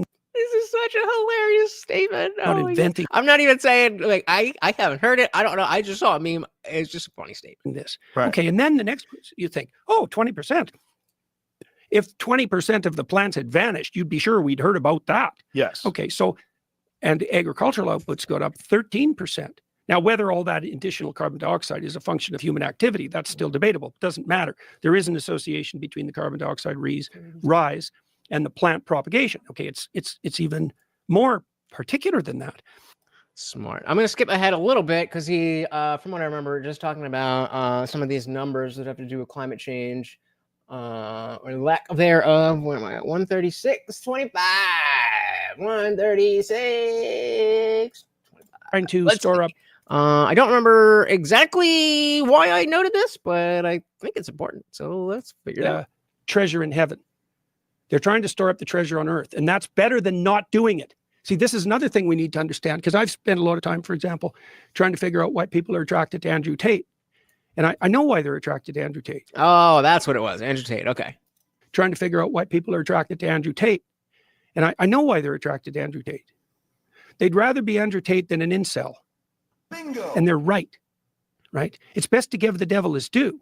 Like if you had to choose between being kind of, I mean, I agree that people believe that. I don't agree with the sentiment of the statement. I agree that that is what people are thinking. to give the devil his due. Like if you had to choose between being kind of flabby and unhealthy and resentful and in your basement, looking at pornography, hating women because all of them reject you all the time and you deserve it, and you're ineffectual and the future looks pretty damn gloomy. And then you see Andrew Tate, who's tough and hyper masculine in an almost manner that's almost a parody, and wealthy and famous. That's a poll. That's a poll. Josie said Tate Brothers over Peterson. Ooh, that is a poll. I very, very much want to see what you guys would pick. In almost manner that's almost a parody, and wealthy and famous, and apparently has women at his disposal, with a fair bit of stress on the idea of disposal. You'd think, well, I'd much rather be him than me. That's the incorporation of the shadow from the Jungian perspective. It's like, yeah, it's right. And you think about the number of men that are incels. The thing about men also, if... All right, guys, hit the poll. Pick the better one. Remember, don't ask me what better means. If I want to explain it, I would have explained it. Pick the better one. Oh, dear Lord. Yeah, we're gonna have to check that out in the after party. If they get rejected a lot, they associate women with pain. Yeah. And then they get angry at those women because those women cause them pain. Like, it's just very simple equation. Of course. And that's how you get a man hater. Or excuse me, that's how you get a woman hater. Oh, and the same could be said for, that's how you get a man hater, right? You associate men with rejection and cruelty. Yeah. And well, you think they're all that way. The difference is that the man-hating is promoted by, I wouldn't say necessarily the establishment in the same way we talk about it in politics, but, you know, the machine is all behind misogyny. That's all, or excuse me, misandry. That's all A-okay. But you say anything wrong about a woman, how dare you? You're an evil, evil, evil person. Ties to the treasure is what we store deep inside. Alrighty then. Young men in particular are more likely to be rejected. Young women may have difficulty finding the ideal man, but they don't face the same degree of universal rejection. So it's hard on young men. Well, they're not the person. Especially if you're short. Pursuers, right, as much. The young women aren't. Right. Well, and women are the gatekeepers fundamentally of sex. So that's their essential power. That's also the power of chastity. And that's the scary thing about acquiring wealth, is that wealth allows you to bypass the genetic social hierarchy. Yeah, well, we're not redoing it. Hit the right fucking answer. There's only two, and there's always one of you. Oops, I hit the wrong one. There's only two options. Just read before you pick. Is that wealth allows you to bypass the genetic social hierarchy. Yeah, well, I talked to Russell Brand about this a lot. You know, women threw themselves at him. How'd that work out for him? Not great. You know, it threw. And that's outside of whether there's any RPA type allegations. And fuck you. Fuck you. Them into great spiritual confusion. It was empty and hollow. And that's worth knowing, to see, because you might say to the people who are interested in the shadow figures, and Tate plays that role, the master of women, let's say, why not do that? Because you need an answer to that. If it's certainly when it's better than being lonely, isolated, bitter, and ineffectual. That's for sure. Right. Well, it's because you'll be more empty than whenever you didn't have things. Because at least when you don't have things, you can aspire to get those things and imagine what your life might be like. But when you get to that level of opulence, it's obviously not going to bring you happiness. Now, that doesn't mean that you can't be that type of person and be happy. But if you're depending on the material stuff to bring you happiness, it'll only work until it doesn't. Bitter and ineffectual. That's for sure. Right. Well, it's because you don't confuse a stepping stone with the pinnacle. That's why. There's way more beyond that. I mean, you're a tough guy. You went through your disciplinary processes on the physical side, in particular, the intellectual side too, I might add. Right in front of my face, time. Right in front of my face. God damn it, you tall motherfuckers. You know, you've got what Tate has to offer, but you're what? You're respectable. Why? Well, I have a completely different background than him, first of all. And also, I mean, he's talked about how his upbringing wasn't great. I'm not sure I really remember, because there was a time when I was going to say something really gay. There was a time when I was very much happy to cover all the Andrew Tate stuff, and I bought into it. And I stand by all the things that I said about like advice that he gives and things on female nature and stuff like that. But I just think that he's a bad person and not a good influence, especially for young boys. Assume you guys are talking to yourselves. And also, my feeling in life is whenever you can, be nice. That's like a general guideline. Do you mean nice or good? I mean, I knew Jordan Peterson was going to he was not going to let nice. Doesn't he have a specific, I don't know if it's a series or a video or something, that nice is just one of the worst words? Or am I remembering my 7th grade language arts teacher? It was one of them, for sure. Josie said, Tate been accused and they haven't found anything on him. Nowadays, you're guilty just by getting accused of something. Or if you're on tape saying it. But what do I know? Both. Okay. Nice as well. Nick coming in the after hours chat here. So why do women look so sexy when they come, but us men always look like we're having a stroke? Yikes. The real important questions. Ty said I chose Andrew initially because he rescues pit bull terriers. Okay, fair enough. He should have said kind. But see, that's the issue, is that we all understood that that's what Joe meant. And you can have an issue with how people overuse the word nice and without having to be like, wait. Are you sure you're nice? Like, yes, motherfucker, I'm nice. What I'm talking about. I mean, both. Okay. Nice as well. I get the posturing. I get how it would be attractive to young men. I get it. If I was a young man, I would certainly be drawn to him, and I was to many fighters. And I was drawn to him in my late 20s. He accepted a lot of personality flaws and people that I admired as fighters because they were very successful at doing this one insanely difficult thing. Right. And oftentimes, this guy fucks. That requires a certain amount of narcissism. It requires a certain amount of internal focus. I mean, ironically enough, not at the championship level. Ironically enough, it gets you close, but it doesn't get you to be the king. The kings are almost precisely universally disciplined, focused, and generally kind. They're some of the nicest people, the best. I think especially in fighting, and someone like Gontek can certainly correct me, being having more experience than I do here, but it seems like there's almost a direct inverse correlation between like the tough guy attitude and the ability to fight. I think it would make sense that it almost follows like a Dunning-Kruger type curve, where like if you're me, like I know I can't fight and I'm small, so I'm just not even gonna pretend that I could. Like, I mean, I've got myself into situations before, but it happens. But what was I saying? I'm sure there's a group of people who have learned how to fight or have taken some Muay Thai classes and Brazilian Jiu-Jitsu classes that can do better than the average person in a street fight. But anybody else that's got training, they're donezo. But I think beyond that, there's a pretty strong, what do you think? A strong correlation or inverse correlation between fighting skills and outward desire to try to start fights. So I said I have a soft spot for Andy, because it was Tyrant Father, the chessboard, and Tristan. I know too much about their mythos. I agree. At the most difficult thing, they're some of the nicest people, the best.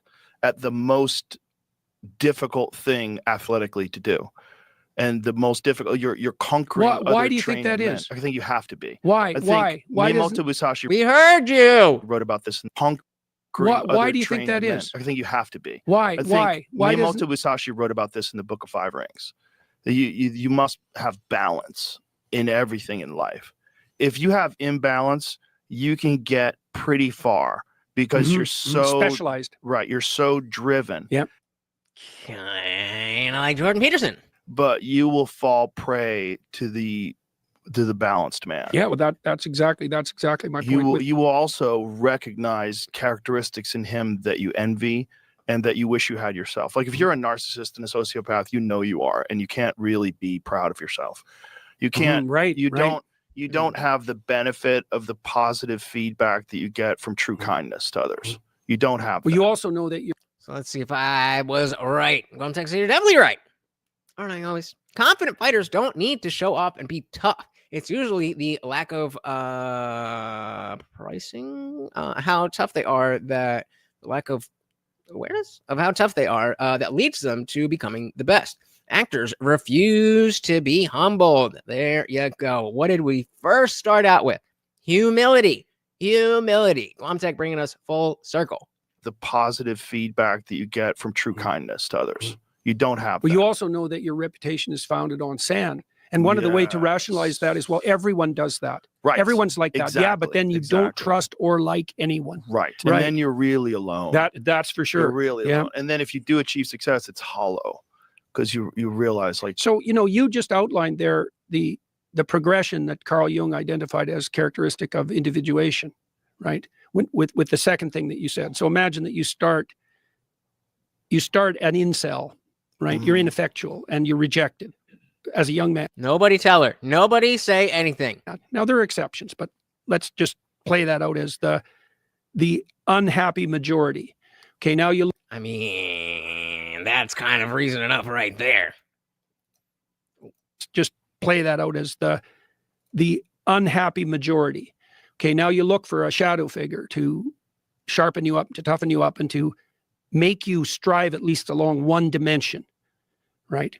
And so then you do that. Well, then the next thing that happens in the Jungian stage progression is, for a man, it's integration. He's saying union, like Jung, like Carl Jung. If you're not familiar with what he's saying, this is just under his brand of psychology. Thing that happens in the Jungian stage progression is, for a man, it's integration of the anima, which is the feminine part. And it's integration, it's not replacement. It's like, oh, well, then you discover the utility of empathy and compassion and kindness and mercy and care, while still being able to deal out justice, let's say. And so then you bridge that gap, and then that integration you just said, even among fighters, that's what puts them in the highest place, right? That's right. That's right. So, but it's hard for the. Did he actually say that, or did he say there's like a correlation, kind of what I was saying? I don't know. Them in the highest place. Then you bridge that gap, and then that integration you just said, even among fighters, that's what puts them in the highest place. I don't know if that's what puts them in the highest place. I think that is a common thread among people who are in the highest place. Right. That's right. That's right. So, but it's hard for the people, it's hard for those who are completely disaffected and also quite angry about it. The people who are interested in the pathway that Tate offers, they're not so unhappy that he's hard on women, because they're pretty mad at women. And so, if it's the bitch or me, then I'll pick me. Right. Exactly. And so, and it is very crucial to get this progression correct, because I thought somebody was peeing. I was like, what is happening? Sorry. Monster's better than wimp. Right. Monster is better than wimp. Correct, because monster's better than wimp. Right. But the question is, what's better than monster? And so it's very interesting that you made those comments on the fighting side, because you wouldn't necessarily think that it would be true in that world as well. Well, one of the best examples is your countryman, George St. Pierre. Shout out to GSP. Dewey. One of, if not the, MMA GOAT. He said he takes 1 million years to make a point. He interrupts people, uses 3 times as many words needed to make the point. Absolutely. There was that guy that I was just talking about. All right, a little side quest. little side quest here. We were talking about that guy PF Jung, same reference of Carl Jung, and he had a video. I believe I'm talking about the right thing, right? This video is about me. Yeah. Okay. So he has a clip here. Actually, let's let him say what he has to say about it. So he's just talking generally about how he went too hard into trying to get, the groypers into the conversation and whatever. But that's not the point. The point is the Jordan Peterson clip. The difference between what we're about to see and what we're currently watching on JRE is stark. I criticize Israel in whatever way I want to direction. Also, I normally do not in my videos say whether or not I'm being ironic. This is a lie to be true. I don't think that I'm what I believe to be true. When you do that, when I watch this, and just because the following clip that I'm about to show you, I almost teared up when I watched it, a couple weeks ago when someone sent it to me. I've internalized this so goddamn much that I live by this, and specifically the last 20 seconds of this 1 minute clip.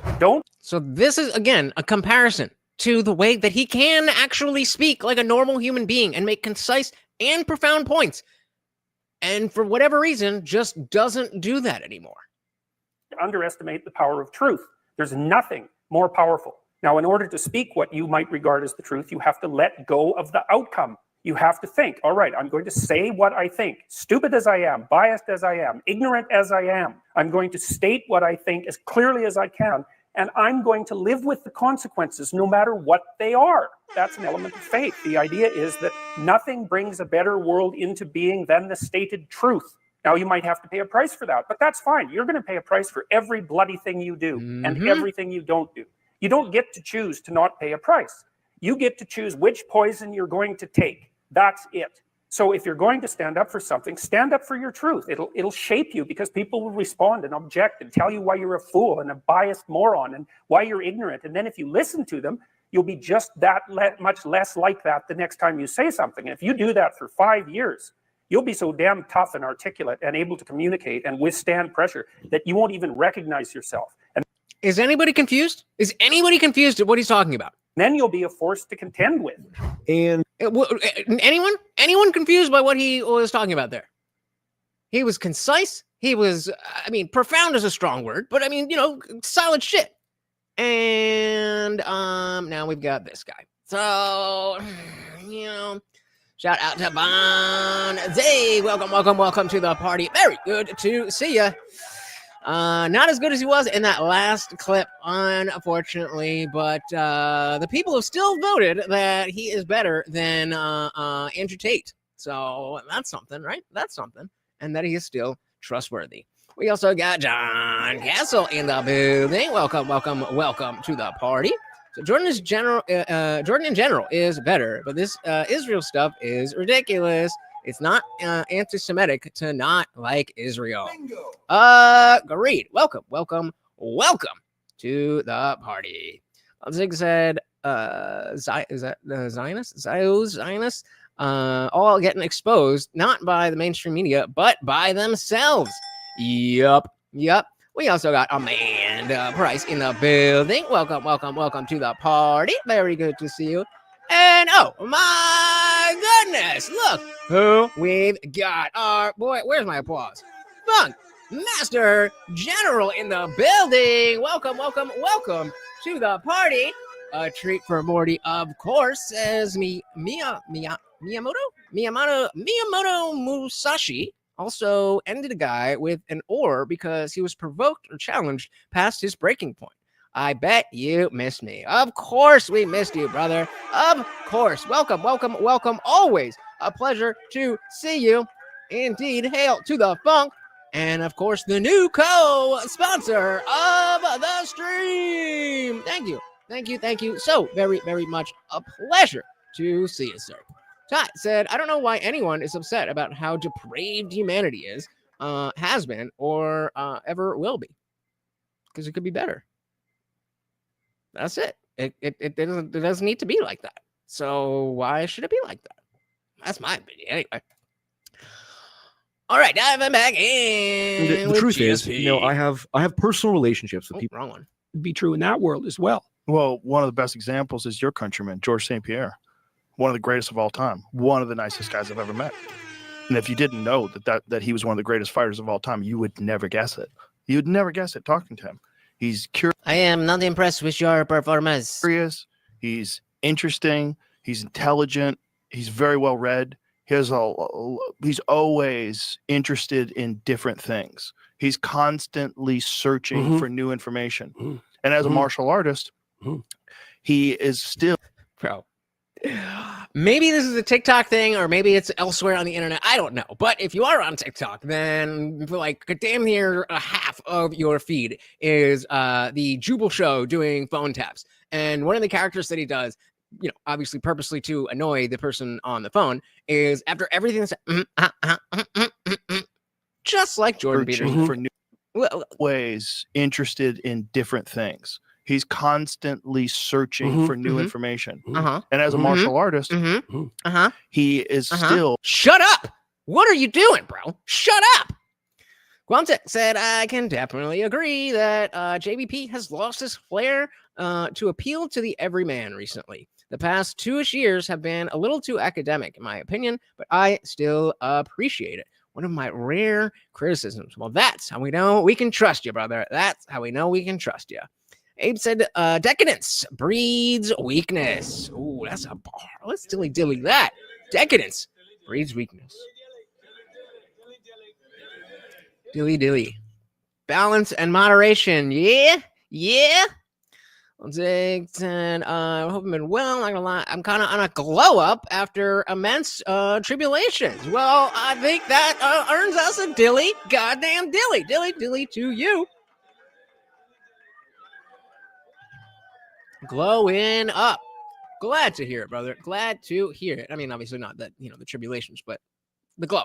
For new information. And as a martial artist, he is still on a quest of improvement, even though he's retired from competing. Yeah. Always trains. He's constantly training. A quest for new information. Okay, so let me tell you a story about that. Please. All right. Oh, here we go. Okay, so I'm going to try to keep in mind that we're talking about GSP being at the top of, a violent thing and being, just a nice dude. So this is. Ooh, we definitely gonna have to check that out. Information. Okay, so let me tell you a story about that. Please. All right, so this is the story that comes up at the beginning of Moses when he turns into a leader. So it's about how you turn into a leader. Okay, so he's already killed a man and he's left Egypt because of it. So now he's in this land called Midian, and he goes there and he chases some ruffians away from a well for these 2 girls who are drawing water. And they go and tell their father, and he says to them, bring this young man home to have dinner. So he does, and then he gets married to them. And then he becomes a shepherd. And this is crucial because the shepherd's an image that runs through the biblical corpus, right? Well, shepherds at that time lived by themselves in the wilderness on their wits, and they kept the wolves and the lions at bay with primitive weapons. So these were tough guys, and they cared for the most vulnerable. So a shepherd is an image of optimized ordinary masculinity. All right. Shepherd equals masculinity. That's where we're at. Let's shout out equality and deference because vagina. Welcome. Said liked and shared. Thank you so very much. You guys know how much both of those things are free and help out the channel so very, very much. Thank you. And welcome to the party. Very good to see you. Take care of yourself.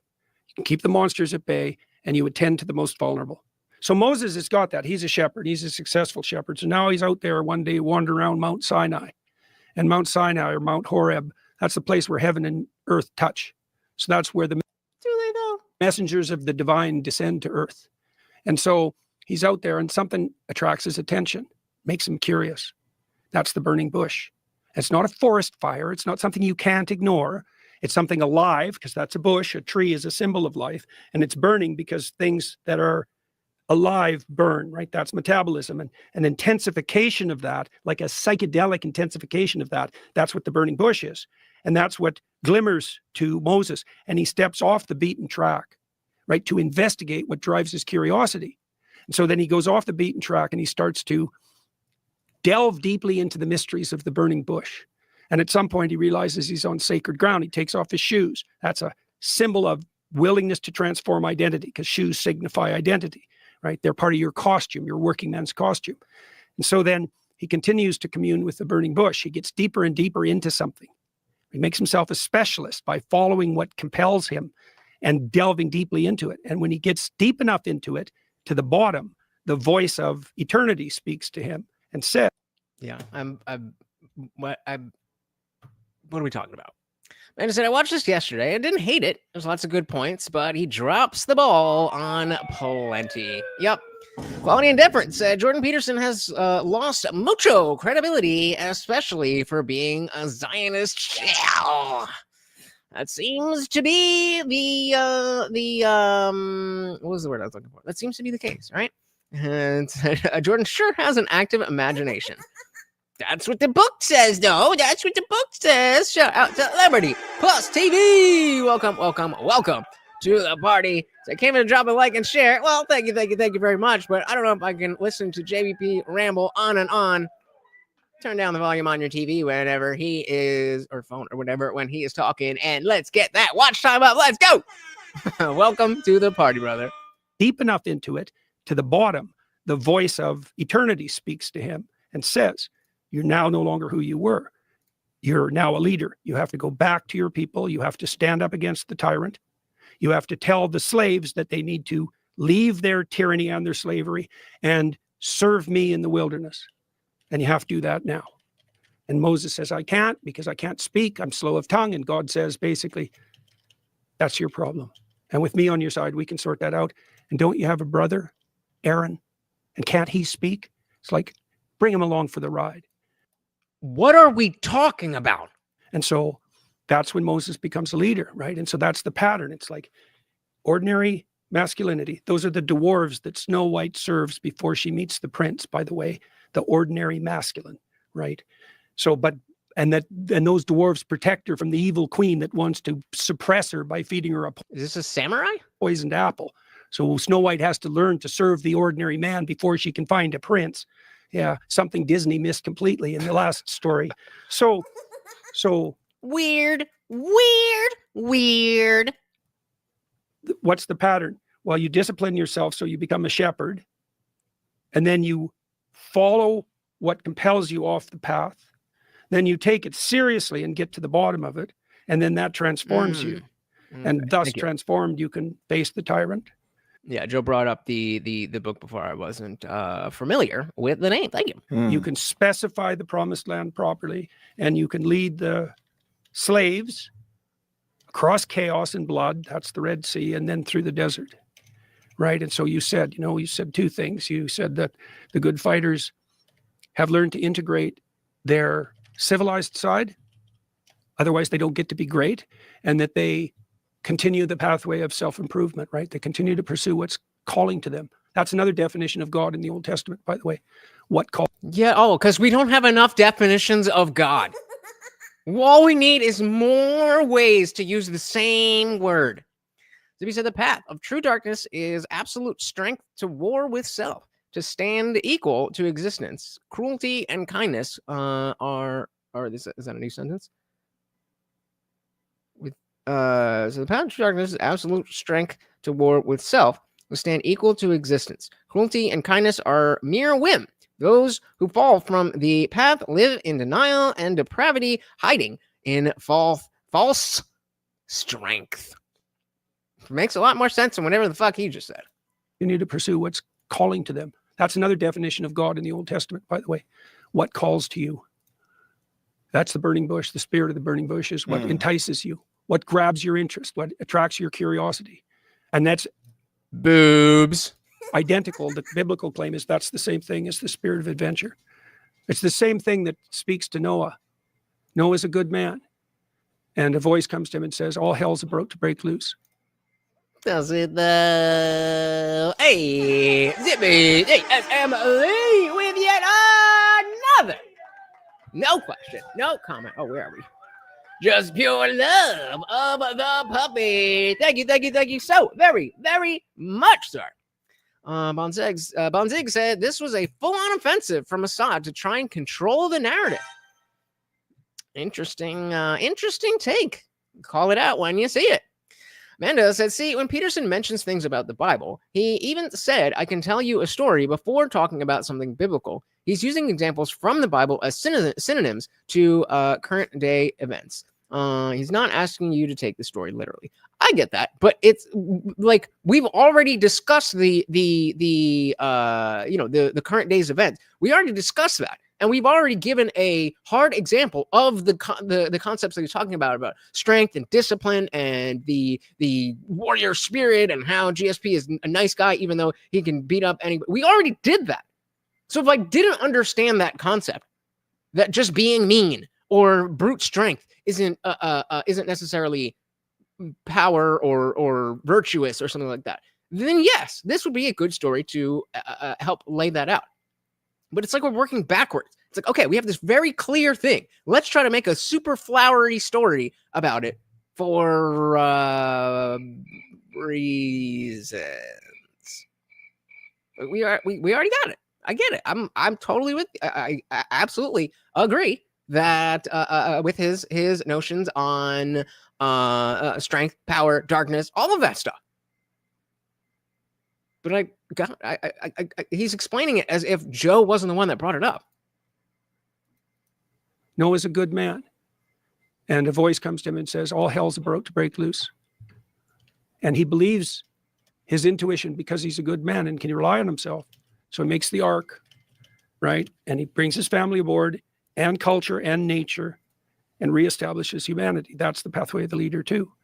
What is your take on, there's a university in Jerusalem that had... Guys, 5 minutes left on the Swole Go, and including TV Viewerski, we are halfway there. 5 of $2, and Morty gets his peanut butter. This theory that the burning bush was the acacia bush, and the acacia bush is rich in DMT. Well, I think that, look, I think that hallucinogens strip memory from perception. Thank you for being here, Nick. Shout out to Nick, the moderator to the stars. Everybody, all of our mods should be looking at what Nick does. That's the way it's done. Well, I think that, look, I think that hallucinogens strip memory from perception. So you see the world in all its blazing glory. Huxley figured that out with the doors of perception. That's really that is apparently what psychedelics do psychopharmacologically. They mimic a high stress condition, and they strip memory from perception so that you can return to the source. And they strip memory from perception. Yeah, I like that. So you could, see, now that makes sense to have just more complex ways to determine what we're talking about, because we don't have a clear, hard, tangible example. And so the idea of it strips memory from perception means that you can see things in a fresh light in a way that you've never seen them before that isn't attached to your memories. That makes sense. Condition, and they strip memory from perception so that you can return to the source and revitalize your perceptions, right? So the probability that there's some overlap between that and the burning bush is high. It's high, so to speak. High. Yeah. So I'll tell you. Claudius asks, is he saying mind-fucking drugs make you see reality better? Bingo. You're goddamn right. And I will completely agree. The first time I did acid, I was like, oh, this is something everybody should be doing at least once in their life. After the second time I did it, I went a little bit further. I said, I don't think you've really experienced what it's like to be a human being in its totality until you've done something like that, whether it's DMT, ayahuasca, peyote, or something like that. That we a sober mind sees the world through a very narrow scope, and it's wide enough that we can function. But when you take whatever and just that'll fuck your shit up. Zippy, again. Oh my goodness. Thank you. Coming in hot.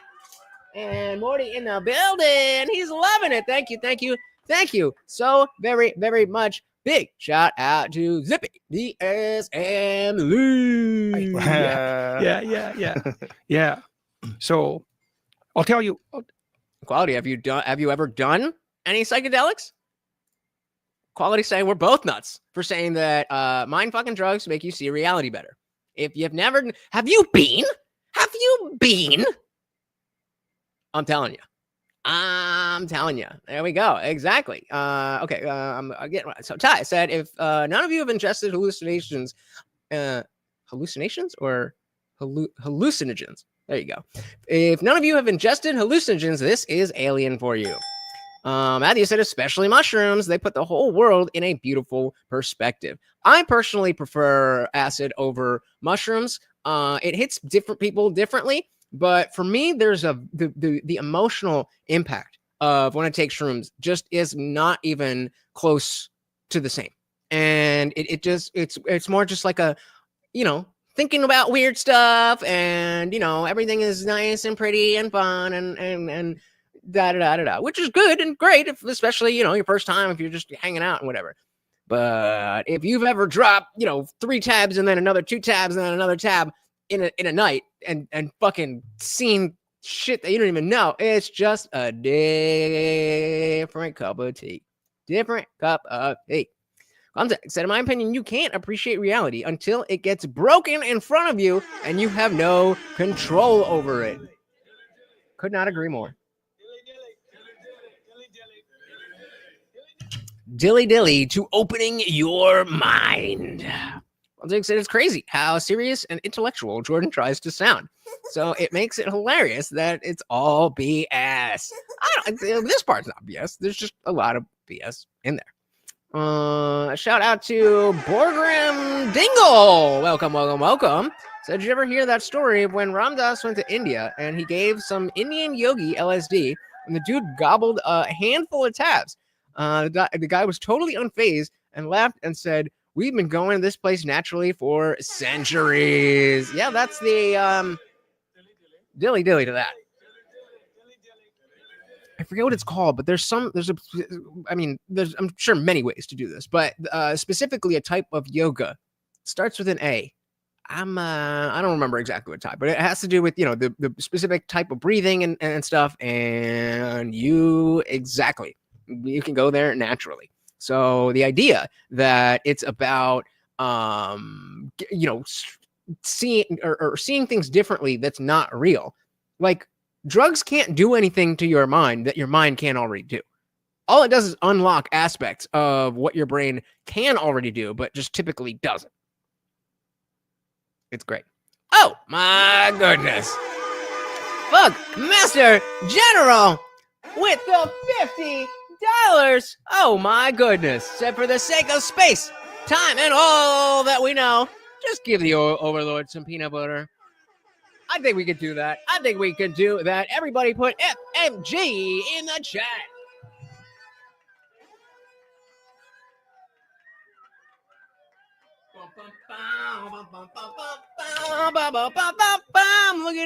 Look at his face. He loves it. Go on, get it, boy. Go on and get it. Thank you. So very, very much. Thank you. What am I saying? All right. Oh, my goodness. And, of course, the new sponsor of the stream. Thank you. So very, very much, sir. Yes, Kundalini. I don't know why I was thinking A, but yes, Kundalini Yoga. That's exactly what I was thinking. I've always wanted to kind of get into it and try to get there, but I don't think it's something that you can just, dip your toe in. I think you kind of got to really be into it and, I got a job and shit. So now I got 2 jobs and this. So yeah. Amanda Price said Peterson is a rather intelligent person. He's not perfect, but what person is? Certainly not anyone who believes he's not intelligent. I can agree with that for sure. Thank you again to our new sole sponsor of the stream. Between yeah. So I'll tell you one more thing, one more story, okay, if that's all right with you. Jesus. So something else I figured out that I tried on Brett. So imagine you take the hedonistic path, you can take the power path, you can take the nihilistic path. Okay, and then you might say, well, that's the only 3 options. That's kind of what the postmodernists believe. That's kind of what the nihilists and the postmodernists, the Nietzscheans believe. Power, hedonism, nihilism. Those are your options. There's no power, hedonism, nihilism. Okay. I don't necessarily disagree that those are the only options. Let's see what else he presents. uniting narrative above that. Okay, so I never said that. in the story of Cain and Abel, two patterns are laid out that are different than that. One is Cain's pattern, one's Abel's pattern. So these are the first two people that live in the world, right? Because Were they though? Adam and Eve are made by God. They're in paradise, or were. Cain and Abel are the first two people. So Abel brings his best to the table. So he takes the best animal in his flock, and he takes the best cut and the best part of the cut, and he offers that to God. So he literally brings his best to the table. That's what he sacrifices. And Cain doesn't. So Cain's sacrifices are rejected by God. And God tells him, if you brought your best to the table, you'd be accepted. And Cain gets bitter and resentful and invites temptation in to possess him. So that spirit of resentment possesses him, and then he becomes murderous. He kills his brother, and his descendants become genocidal, and then you have the flood. The flood. Oh, going back to the psychedelics, Quali said, hell no! It makes no sense to say fucking your brain chemistry makes things better. It's like hitting your CD player with a hammer and thinking it positively augments its functionality. No, it's not. You just don't know what you're talking about. It's that simple. You just don't have any idea what you're talking about. You're thinking of English words and messing up and fucked up, and what other words are using? Fucking your brain chemistry, which exactly my point is that you're not fucking your brain chemistry. You're changing your brain chemistry, but you know what else changes your brain chemistry? Caffeine, food, water, love, lots of things. So are you going to say that because you are in love with somebody and that's changing your brain chemistry, that must inherently be a worse way to live? You wouldn't say that, right? Because that would be silly. It's almost like it's the same concept. Where did I leave off here? Where did I leave off? Zippy said, not really. That's more surface level. Living in the now means you are more focused not to screw up because your actions have consequences. I don't disagree with that. I think when people say, living in the now, it has to do with specifically not letting your attention wander to ruminating on the past or worrying about the future. And what was that? It's always now. What show am I thinking of? Oh, 30 Rock. 30 Rock, when they start the band, it's always now today or some shit like that. It's always now, baby. Ty said, let's see the urination setup. I've had to piss twice since this stream. You gotta pay extra for that. He said, got jelly of the immortal giants and flooded the world. Well, that's silly. All right. The actual story is completely reasonable, but this? Come on, man. Manna said, funny thing is, yesterday I said to myself I was going to suggest this video, but you're 10 steps ahead.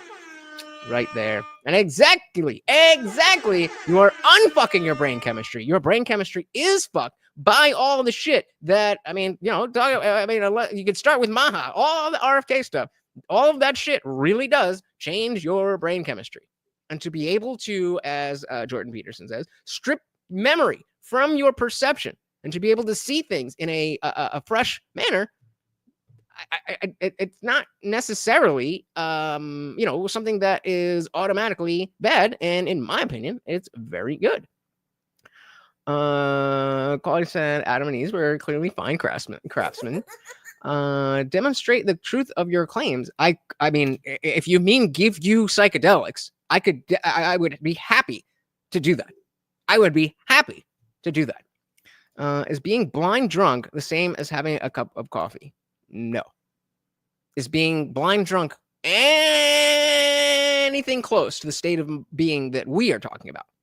It's almost like you don't have the reference to be able to understand what I'm talking about. It's almost like you're seeing the world through a very narrow scope, and your opinions are based on that.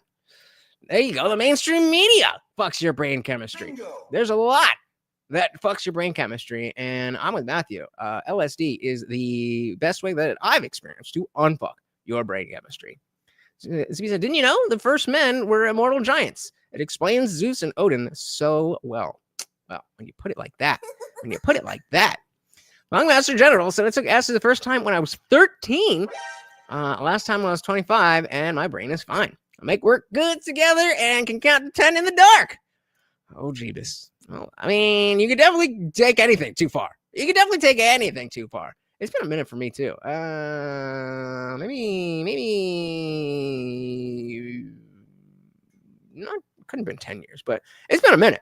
And I may or may not have some sitting upstairs. I just haven't had the time, man. You know, the new job, all this shit. I don't got fucking time for this bullshit. Matthew said it helped me immensely. It may not be for everyone, but I know what it did for me. Yeah. I mean, there was some big shit happening in my life at that time. So shout out to LSD. And his descendants become genocidal, and then you have the flood. And so that pattern of sacrifice is established right at the beginning of the biblical texts. Abel versus Cain. Abel brings the best to the table, and that satisfies God. So one question. God actually asks Cain this when Cain complains. He says, wouldn't you? I was going to type this all out, but Quality Endeavor said, okay, Douglas, when I'm saying that she doesn't know what she's talking about. That's a straw man, because I am not saying that you will never be able to know. I'm not talking about information. I'm talking about an experience. I'm talking about an experience. So to be able to talk about that experience absolutely needs you to have that experience. Having an intellectual discussion about how people are acting does not require you to have direct experience with that. Straw man. Very true. I mean, typing on acid is very hard, but well, nobody is saying that not taking hallucinogens makes people stupid, but we're sure as hell saying that it adds something you didn't have before. Bingo. There you go. Be accepted if you were doing your best. So that's a question of conscience, right? If you're in extreme misery and your life is hollow and empty and you're bitter and resentful, it's like, you bringing your best to the table? Because the covenant proclaims that if you did, you'd be accepted. Yeah. So clearly. Okay. So now the question is, what constitutes, now you have to sacrifice. So sacrifice becomes the foundation of the state, not power, not hedonism, sacrifice. And then that motif is played out through the whole Bible. And that's what culminates in the New Testament, right? Total sacrifice as the foundation of the community.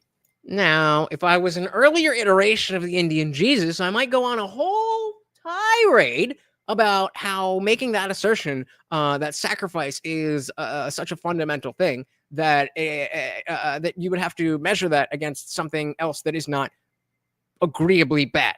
Like hedonism versus being nice to people is not really the type of thing that we're talking about. That's a false dichotomy. We could say that, total sacrifice is a good way to live your life, but I don't even know. Something else could be the foundation. Personally, I found that seeking truth is more important than anything else. Maybe I'm wrong, but you gotta say it. That's right. And I don't know what sense to make out of the metaphysics of the religious realm, because that's beyond me and everyone. The world's a strange place, and we could leave it at that. But the idea that, Christ is the exemplar of voluntary self-sacrifice, right? Won't turn to power, won't deviate from his course, faces the worst of all possible deaths, descends to hell itself. That's the pattern of life lived with no reserve. And that's the foundation of the free state. That's right. I tried that on Brett. He told me when we first met on the tour that he felt that the biblical narratives were anachronistic, that they were written in a time that was no longer relevant to us. But I definitely could have gotten another shake out of that. So he got some extra. Decided by the end of our 3 days together that if you got to the core of the message, it's alive, right? That's the living spirit inside the bush, you might say. Right. And so here's even the weirder thing. So imagine, it's pretty obvious that Christ is a symbol of voluntary self-sacrifice. Right? I don't think it doesn't really come as a shock to anyone. But the weird thing is, we put that symbol at the center of our churches and at the centers of our towns for 2,000 years, not really knowing why. And the reason is that voluntary self-sacrifice is the foundation of the integrated psyche and the stable, productive, and abundant community. Okay, we're going to need to run that back one more time, but this is news to me that people didn't understand why the crucifix was a symbol of the church when that's the most important aspect of the ideology. Let's see. Not really knowing. And at the centers of our towns for 2,000 years, not really knowing why. That means 25 years ago, we figured it out. So what happened in Y2K that Christians figured out that they didn't know in 1998? And the reason is that voluntary self-sacrifice is the foundation of the integrated psyche and the stable, productive, and abundant community. And that's right. It's right. Quality. That's not true. So not a straw man. You're acting like I can't know anything about what drugs do to the brain without doing it. That is not at all ever what I said. I'm specifically talking about the experiential qualia of what it is to be in that position. So yes, if we're talking about the feel of a specific car and you've never driven that car, then it's not the same thing Douglas was doing about the concepts between the wars that are going on.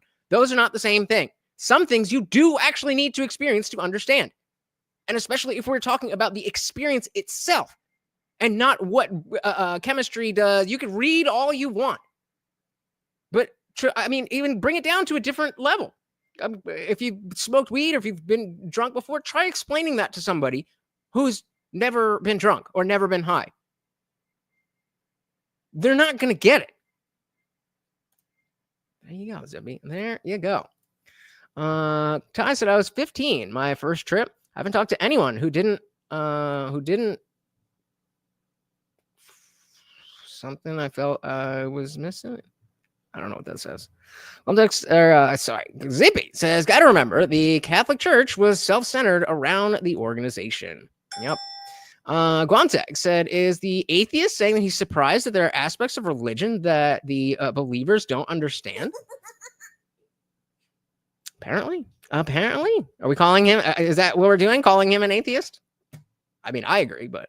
And the stable, productive, and abundant. Oh, yeah. I want to get to the voluntary self-sacrifice. So we didn't know the reason why. Knowing why. And the reason is that. So the reason we didn't know why. Voluntary self-sacrifice is the foundation of. So voluntary self-sacrifice is the foundation of. The integrated psyche.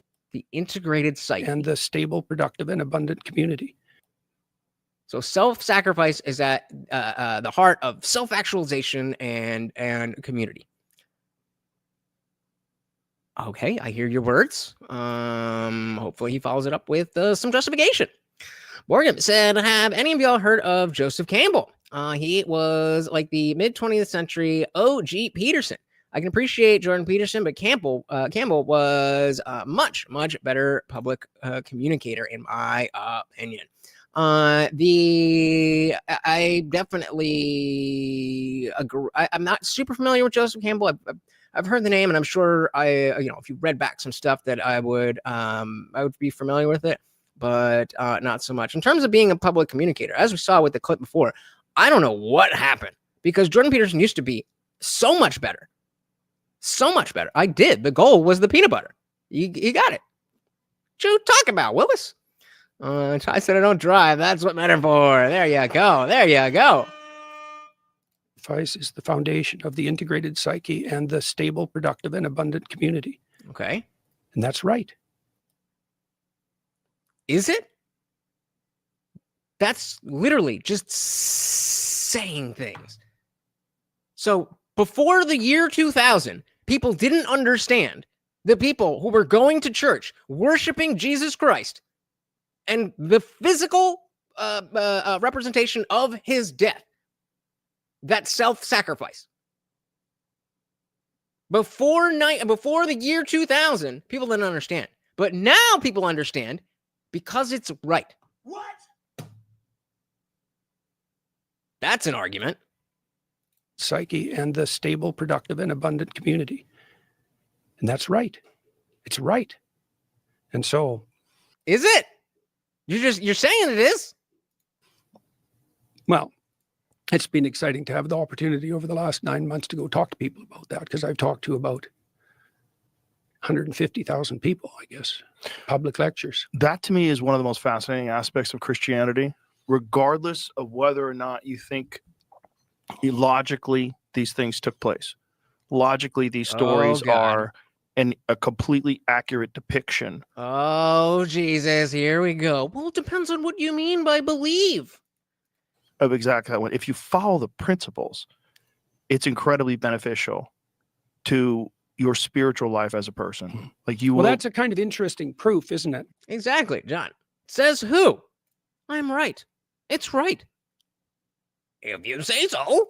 Because yeah. It means that there's truth in it. Well, there's certainly the spirit that makes, what would you say? The spirit of. I've thought about this before, about George Carlin, and I kind of feel like he was old enough that if he was still alive, he would be like a Bill Maher type. I hate to say it because, you know, thinking back, there's been many times where I'm like, where did this journey away from faith, where did that really start? What was the initial thing that put a question or a doubt in my mind to start looking at this stuff? And I really do think that it was Carlin's bit on the church. I keep thinking of like, oh, I remember that. And then something earlier, and then something earlier, and then something earlier. I must have been like 10, 12, 13 at most when I saw that. And, you know, here we are. Random as fuck is good. Random thoughts make good. I was going to rhyme it, but what are you gonna do? So he said Joseph Campbell took the hero's journey and applied it to all myths and religions. There we go. Yeah. Well, I mean, they're kind of six in the context we're talking about. 6 1, half a dozen the other. Like really snappy opinions, but just a little bit out of touch. I don't know. I could be wrong. And if there's another universe where George Carlin is still alive and his base is fucked, I apologize. That's just what I'm thinking. There's certainly the spirit that makes, what would you say? The spirit of truth that makes life more abundant. That's exactly right. And these are weird stories because the way they're true is very sophisticated. They're true always. That's different than a story about the past. Like the truest story is always happening. The story of Moses is exactly like that. Like the pattern of leadership development that's embedded in the Exodus story, that is how leaders develop, if they're real leaders.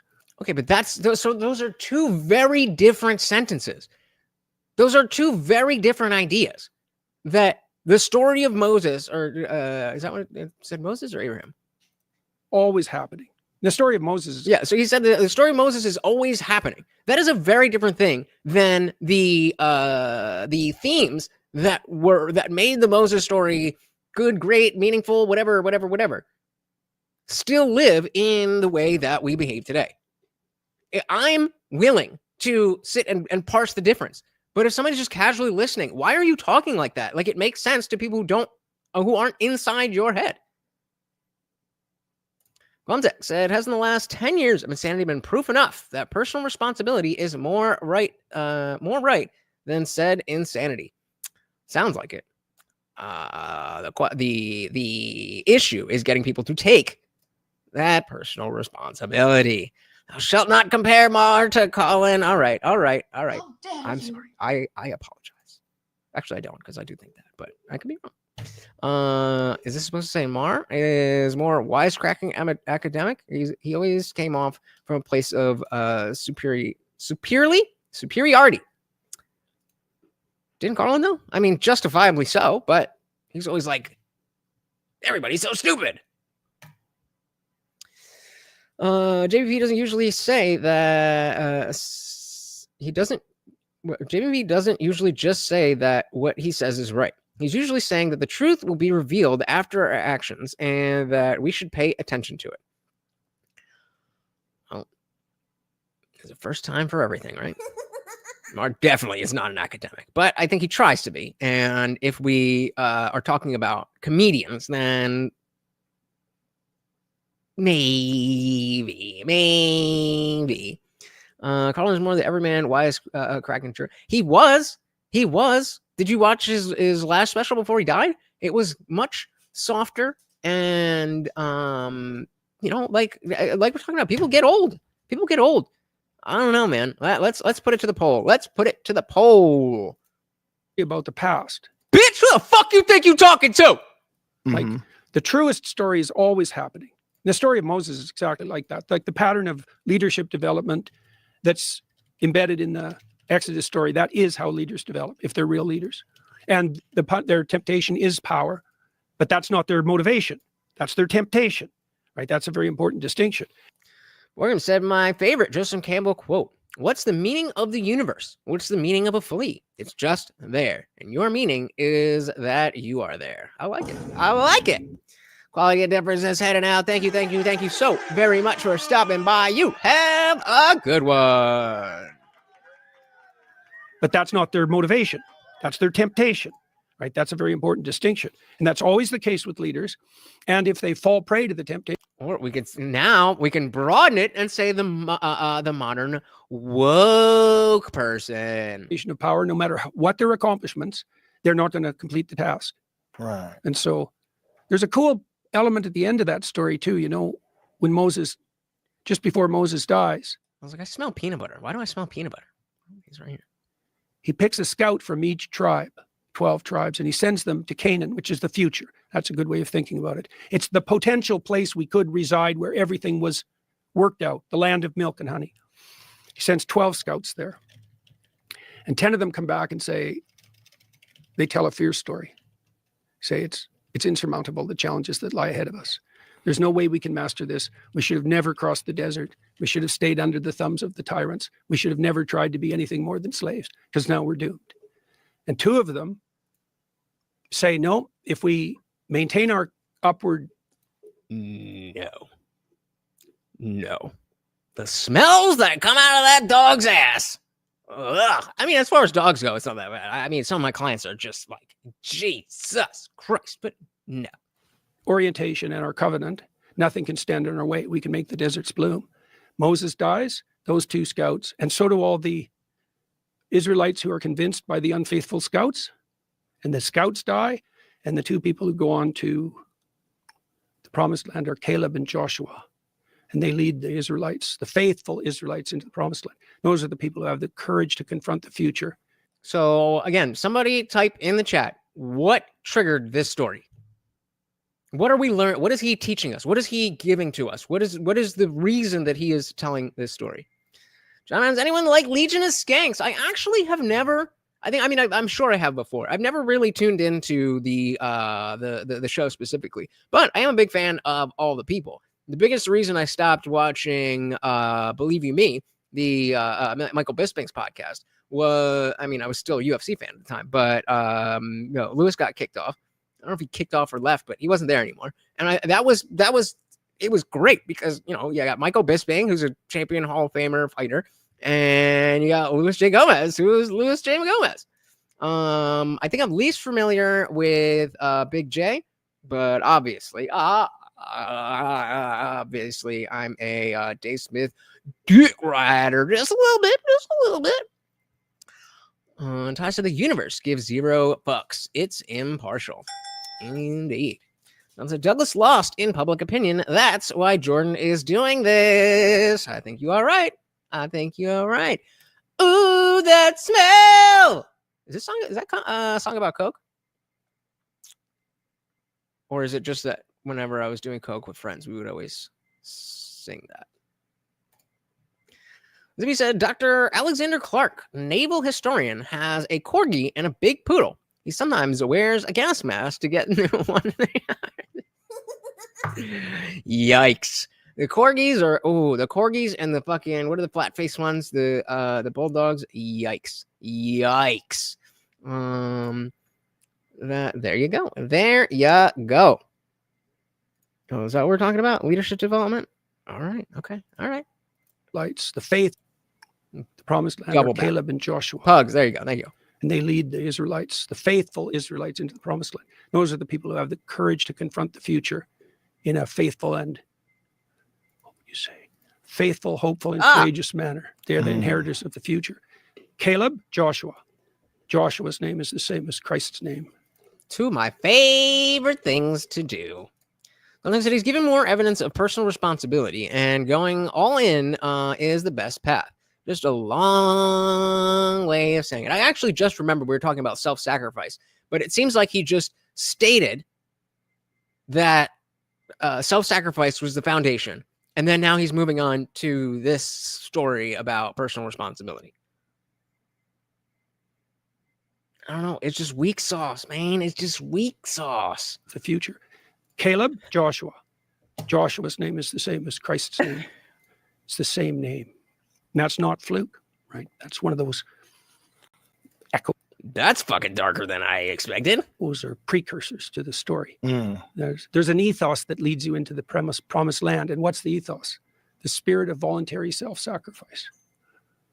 You know, you give. I mean, I feel like if I was in that, let's say that realm where it's like I'm known, I, can easily afford, to live. Like I don't have a desire to be famous. I don't want to be like the next Joe Rogan. I don't even really want to be the size of the next Tim Pool. I just want to be able to have you guys be able to do this and work on building the community into whatever we can build it into. I don't know because it's not a direct clear goal, but it's meant to be a community that is able to see what's needed in society and fill that hole. Yeah, I mean. I wouldn't try that hard either. I would check that out. I haven't seen that. John said, is it voluntary self-sacrifice? Maybe Jordan does foolish shit a little bit. Oh, hey. Jordan Peterson foolish. Oh no, everything this guy says is gospel.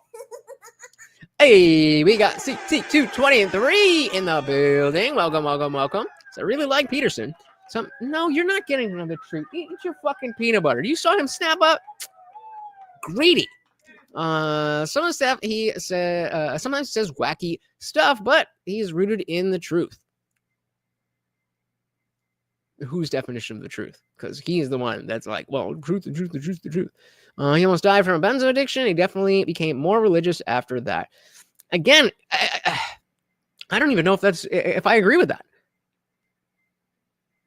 I think I obviously don't know him personally well enough to be able to make a clear distinction, but it seems more like the convenience of his career, because the benzo stuff was a while ago. The benzo stuff wasn't just like last year or something. Guantag said, I mean, even Joe Rogan calls him out and said, I don't know, now you got all that. I don't know, now you got all that out of that story, but okay. JVP gonna do his thing. Yep. Oh, there we go. He's like, oh, me? Yes, you. Thank you very, very much. Oh my goodness. How many is that? Where are we at? We got 1, 2, 3, 4, 5. Thank you so very, very much, sir. Very much appreciated. Mana Price said, a community where people are not afraid to talk about the untouchable or forbidden topics without prejudice. I like that more than self-sacrifice, but what do I know? I'm just a dirty atheist, right? Ethos, the spirit of voluntary self-sacrifice. You give up something for a social relationship. Of course, you give up being primary, right? You do the same thing at the social level, and when you do that, it integrates you and it sets the world straight. And it's my channel. That's built into the biblical story. It's right at its core. If we want to do, if you want me to do push-ups, we're doing pretty good. But we are coming up on the 2.5 hour mark, and I do have to go to bed for work tomorrow. So let's say $5 more, 10 push-ups. $10 more, 25 push-ups. There you go. There you go. Sets the world straight. And that's built into the biblical story. It's right at its core. So pause that thought. Yep. I'm going to use the restroom. We'll come back. Yep. We're back. I don't know if I've ever seen him use the bathroom. So it's great fun to explain these things to people on the tour because it sorts them out. Well, it's very fascinating. Yeah, that's for sure. And the fact that these stories have existed for so long is so interesting. You know, that's where it gets really weird. Yeah. Well, they've adapted to the contours of our memory and our imagination. Yeah, Borgum, they talk about this a little bit later in the podcast. Joe just straight up asked him, like, how the first time you came on here, you were relative obscurity. You know, what was that like? And that certainly had a big factor in the addiction, for sure. He said, Jordan Peterson is trying to bring in more people via Bible references. Most fans will stick with the word soup, while most roll their eyes with or without the Bible references. Yeah, I agree. And I don't think I don't think we need that. Like, even 5-7 years ago, that may have been a way to be like, okay, I'm going to hide this in whatever. But now the culture has shifted. And it's like, people, if you are a Christian and you're representing yourself as a Christian and you're talking about the Bible, you don't have to shove it down people's throats. And that's all he does. And then he wonders why people are turned off. Well, maybe he doesn't wonder. But I'm saying, like, he's got this, you get a smaller and smaller and smaller, but more and more and more dedicated audience. And it's weird. Go on, Tech. You're the weirdest one. Just kidding. Oh, my goodness.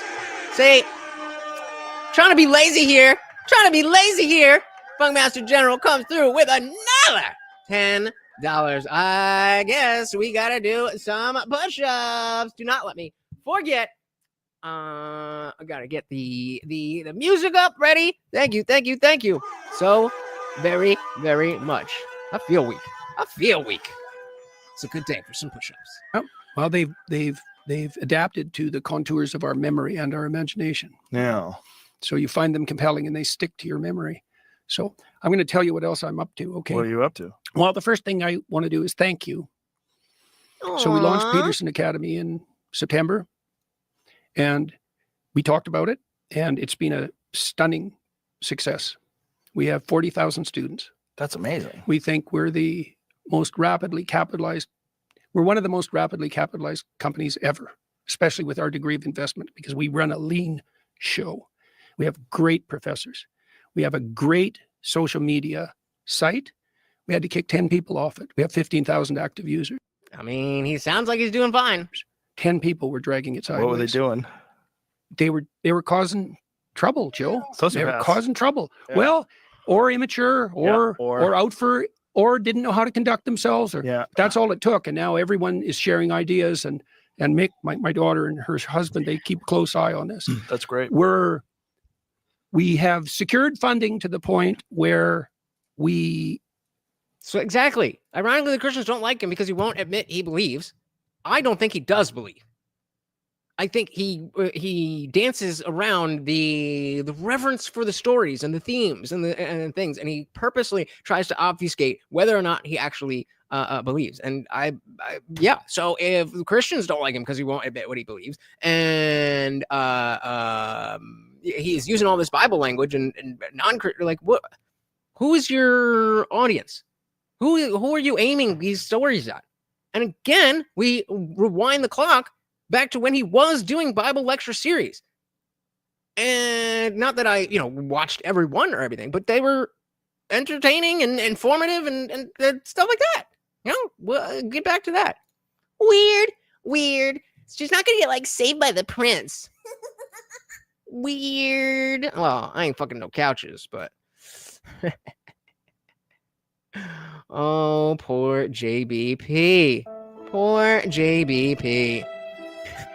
A new brainwashing academy. I mean, in the age of people selling courses, it is a little sus. Let's pick it apart here. What do you guys think about Peterson Academy. We have secured funding to the point where we are dropping the price from $5.99 to $3.99 a year as of today. Right. So that should make it accessible to a lot more people.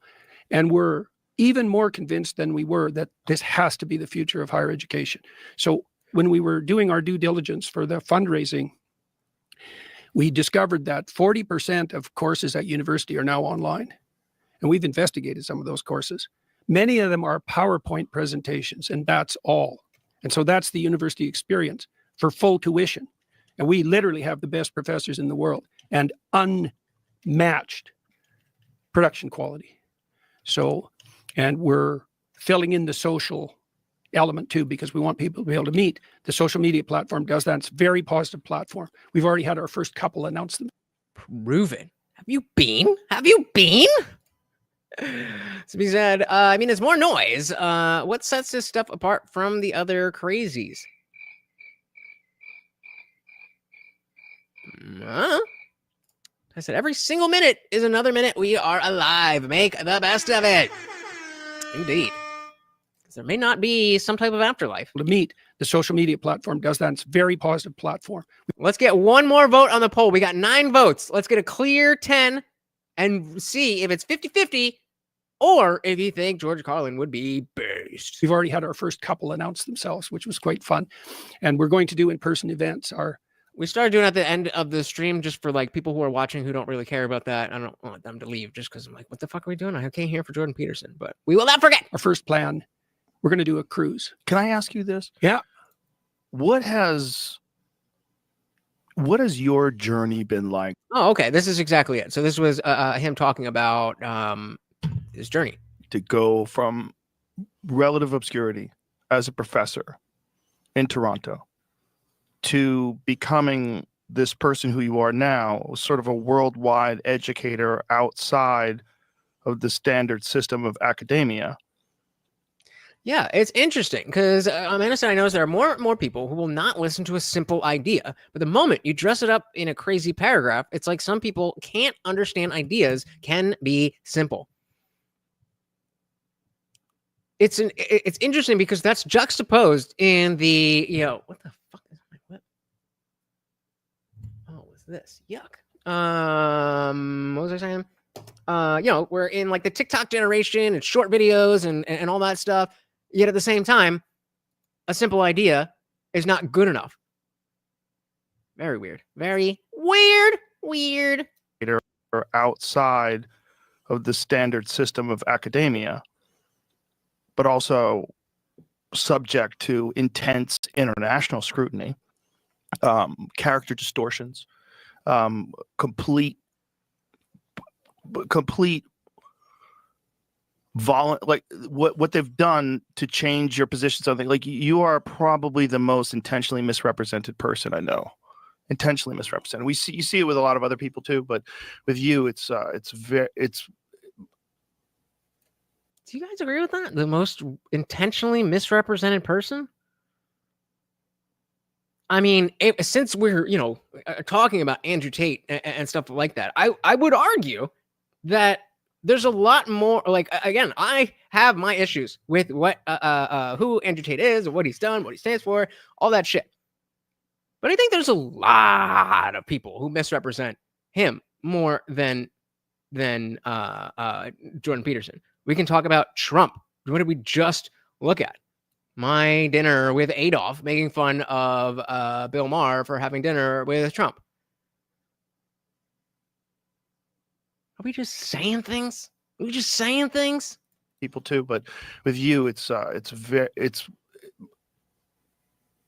malicious. I've seen it, but yet you have this desire inside of you to spread information and to educate and learn. I'm learning on the stage. What has it been like? How old were you when I first met you? It was like 2015, right? Somewhere around 10 that? years ago, 53. Like I said, Amanda, you are definitely right. So many people hated the short form ideas for so long, and someone finally comes in to fill the void, and they immediately react with, what the fuck are you talking about? Sounds like this is aimed at me. Because I'm saying, what the fuck are you talking about? Because I don't know what the fuck he's talking about. Because he's using too many fucking words. It was like 2015, right? Somewhere around 10 years ago, 53. Yeah. You were just encountering notoriety, just encountering attention, and what all the trappings that come. After party, you say? You're talking about an after party. What exactly? Oh, maybe we could do this. If you guys are enjoying the show, the party rages on 24/7 over in our Discord. The link is pinned to the top of the chat and is absolutely free to join 24/7. We're in there hanging out, having a great time. And guys, it is absolutely free. However, if you are a member of this channel here on YouTube, you can scroll right below that video and hit that join button. Starts at $2.99. There's a few different tiers, but $2.99 will get you in. It gets you members only live streams here on YouTube, all that other good stuff. But it opens up the full Discord server. So we've got the free chat that is open to anyone. Anybody can join and talk. But as you can see, that is just one of our channels. There's a bunch of different channels here, including our disciple chat for members only, our word of the day watch party, where we're talking about all this stuff. And of course, we have the voice channel here, where we are hanging out at this moment. Shout out to everybody in the Discord server. Say hello and tell them to come and join. Hello, come and join. There you go, guys. Simple as that. See you there. All right. I love it. What did we miss here? Go on, text that I'll be in the after party. See you there. Let's at least try to understand. There are a lot more people who just disregard it completely, and I think they're missing out. I don't disagree with that. But the problem is that's on Jordan Peterson.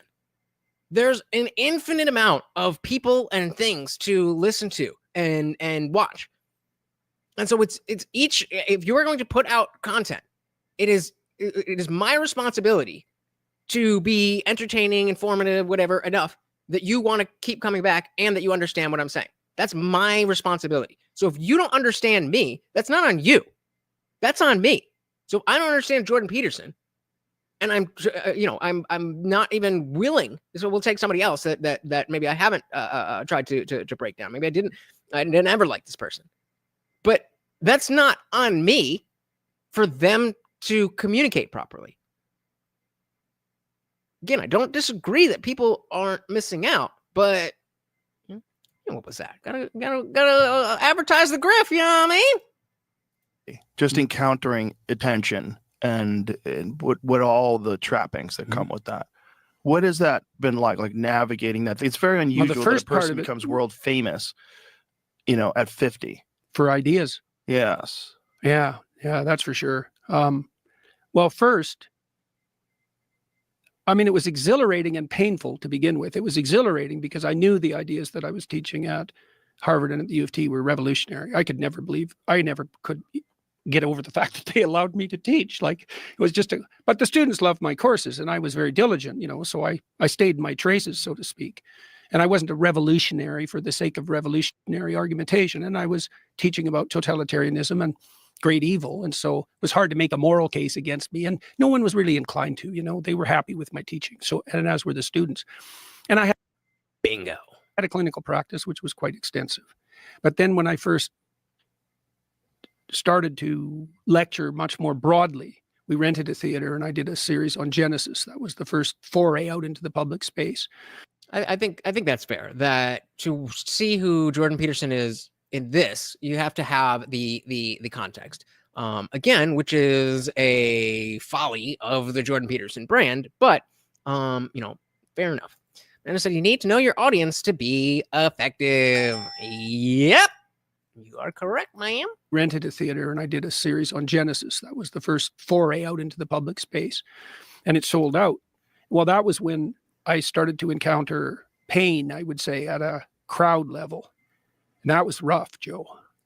Because I'm pretty good at getting people to open up to me right away. I learned that as a clinician, and to have thousands of people do that, that's pretty rough. Now, it was good. It was a good thing, like all things considered, because people would tell me how miserable they were, how discouraged and how sidelined, and often how bitter, how addicted, how imprisoned, rough stories and then tell me how much they had improved.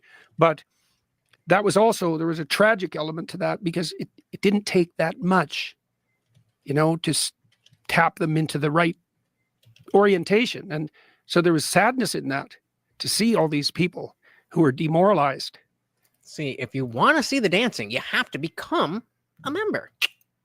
Thousands of them. And then to see how that could be rectified and yet hadn't been. That was rough. I'm sure that was what, there's many things that made me sick. I had a pre-existing condition that was autoimmune, but it looks like he's about to cry right now. Seeing all that was pretty rough. But okay, come on. Knowing that it was possible to rectify it. Well, is he crying? There's nothing better than that. Like, wherever I go now, it's so interesting.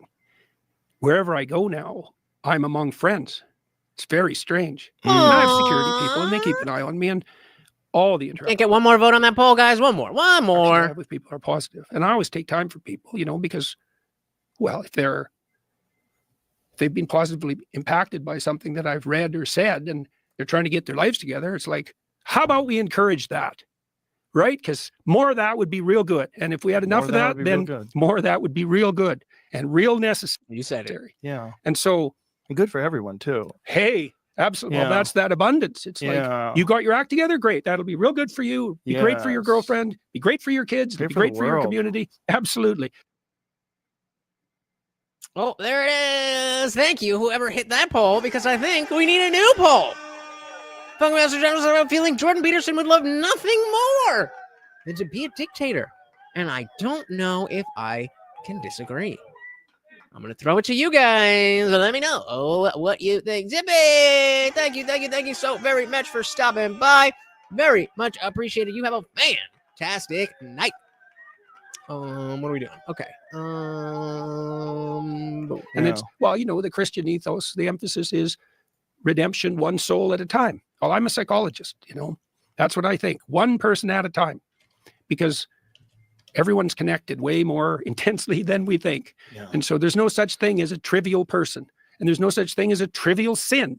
Well, except for Dylan Mulvaney. Or a trivial accomplishment for that matter. And so, and I know that. I studied totalitarianism for a long time. I know how it comes about. Get the ball.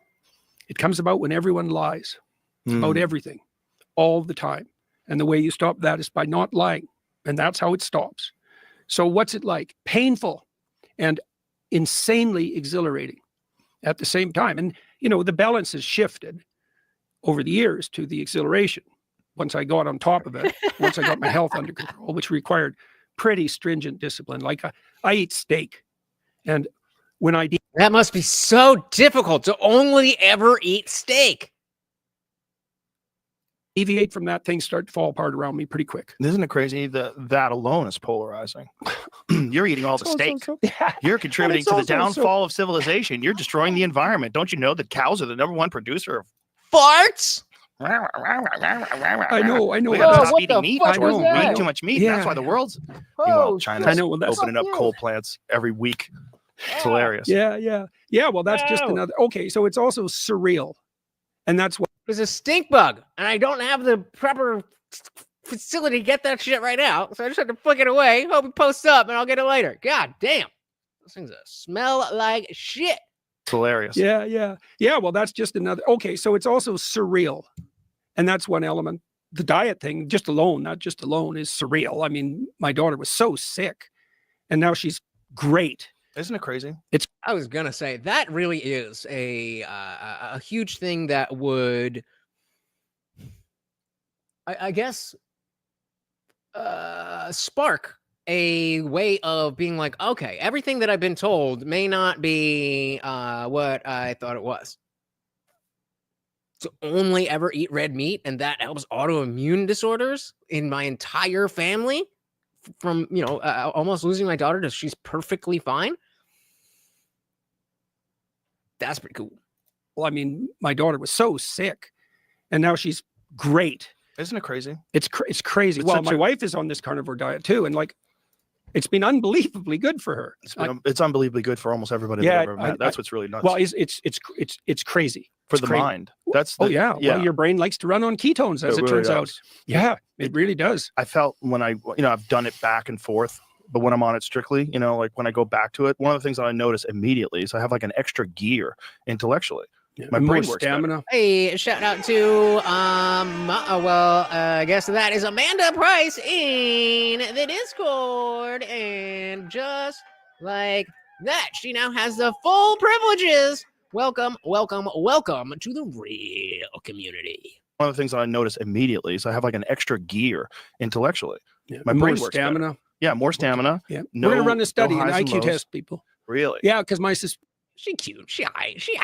I mean, I wouldn't kick her out of bed, but we don't know. But yeah, there's 2 studies planned. One group will be people with immunological disorders, try carnivore, keto, and no ordinary diet, random assignation. But we're also going to give them personality and IQ tests. You should do it with junk food. That I'd be fascinated to see people go the right way first and then try junk food. Yeah, sort of like it'd be good. that would be a very interesting study. That would be a very interesting study, and it is of no surprise that it's never been done. But to do an No, that's never been done, but it's, we can assume. AB design. That's Remember what that is. What was that? Super Size Me? Yeah. Yeah, that documentary. Yeah. Where the guy just It's clear. It's absolutely crystal. I mean, you could see him. He's gone to town. He's done and ready for bed, and it's gonna come out. There that we eat too many carbohydrates. Like the food pyramid is upside down. Yes, clearly. And then on top of that, that's what I always love to talk about when we talk about the science and the experts. The food pyramid. That we eat too many carbohydrates. Like the food pyramid is upside down. Yes, clearly. And then on top of that, environmental pollutants and all the other issues that we have with additives. And this, to me, is one of the more exciting things about this current administration is the Make America Healthy Again movement. And, eliminate fluoride from the water, eliminate all these. I think there's a new list of ingredients that most of them are banned in Europe and a lot of other places and are legal in America. It's insanity, and it doesn't make any sense. And oftentimes, the arguments don't even make sense as to why they continue to produce it, because they produce the same products for Canada, for instance, where Canada has better laws when it comes to the additives. So they produce the ones in Canada where they don't have the negative, dangerous additives. It's all about the money. And yet they still make this argument that to force them to stop doing that in America will cause great economic harm. It's like, well, it's clearly the case that we have an obesity, diabetes, and mental health epidemic, and the probability that all of those are associated with insulin resistance and immunological reactions seems to me to be probably certain. Herbicides and pesticides. Yeah, as well. There's a cascade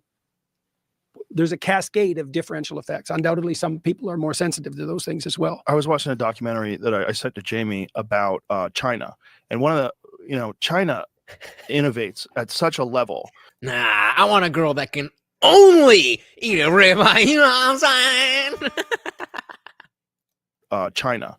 And one of the China innovates at such a level, like such a fascinating level that because they're integrated with the government, which I'm not saying is a good thing, but because of that, sort of unlimited growth, because the growth is designed for the state, like everyone's all involved in it. One of the things they're doing is integrating rice farms with crayfish farms. So they figured out a way to stop using herbicides and pesticides and instead farm these two things together. So they have the rice and then they have the crayfish. The crayfish feed off the excess material from the rice. See, my issue is the other way, is putting on weight, which, again, thank you to you guys for helping me with the swole goal. But also keep the water nitrogen and carbon rich. And so the rice is more nutrient rich, and so soil is more nutrient rich. And then they're bringing in fish and crabs as well. So they're harvesting. I guess you guys don't think Peterson wants to be a dictator. Just a few of you. It's like what? One, two? All of these different things that people eat along with the rice all in together. And they've created, sort of like what they've done with regenerative agriculture, like White Oaks pastures and, polyface farms and different regenerative agriculture establishments in America. But they're doing it with rice to avoid using herbicides and pesticides. And well, hopefully the new administration, we're at 245.5, just to let you know, with the new poll. and under Kennedy, will be able to figure out how to prioritize these things so some of them happen. My concern, I suppose, it's not my concern. You're absolutely right. I need to be eating more carbs, but there's not enough stuff. Concern is that they'll try to do too many things at once, and that's why I focused when we talked earlier today about insulin resistance. Right, but there's so much to try to I want a girl in a sundress. change. Well, that's it. And you can't change it all. Like there's going to be resistance on all fronts. But one person at a time, as you're saying, like when you have this message and you talk to people about things that you've done that have made you healthier, that message resonates. And then one person at a time tries that, their friends join in. And the next thing you know, you've got a large percentage of healthy people that are listening to you. Yeah. Which is amazing. And I've seen that again at the shows.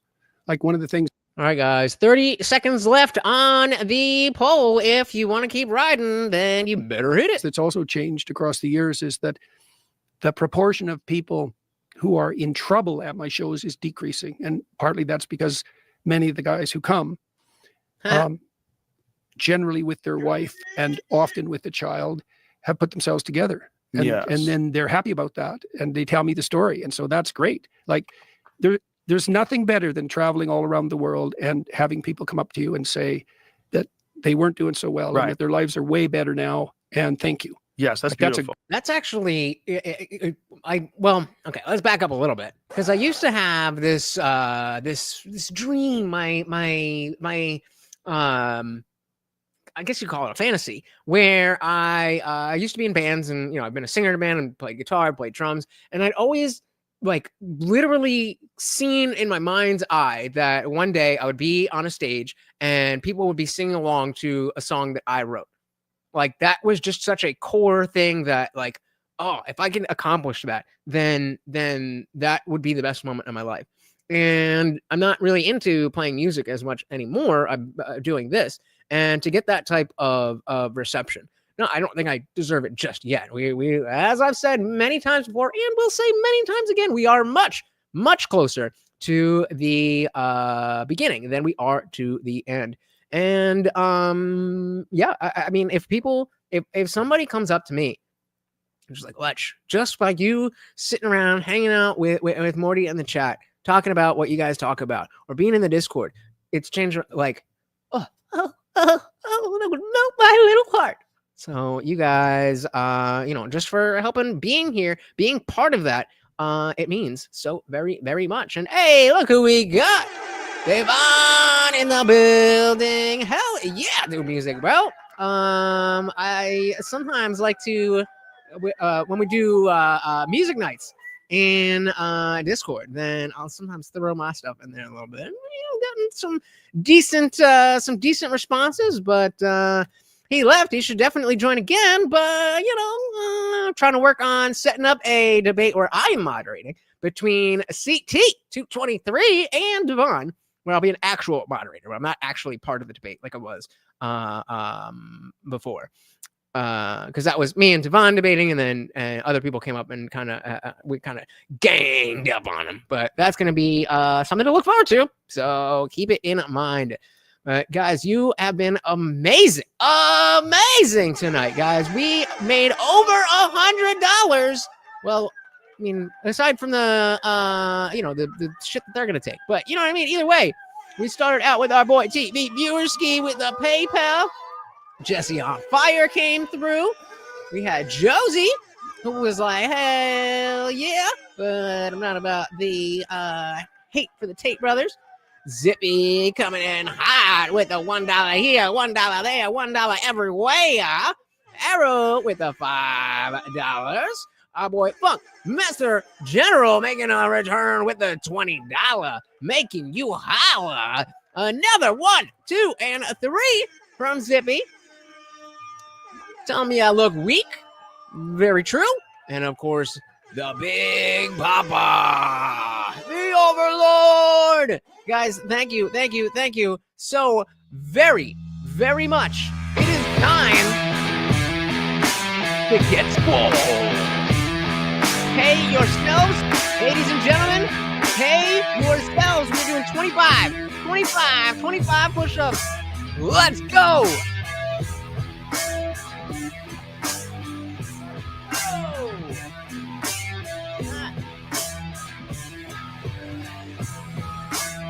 All right. Let's go. You got this. You got this. We got this together. Let's go. Let's go. 1, 2, 3, 4, 5, 6, 7, 8, 9,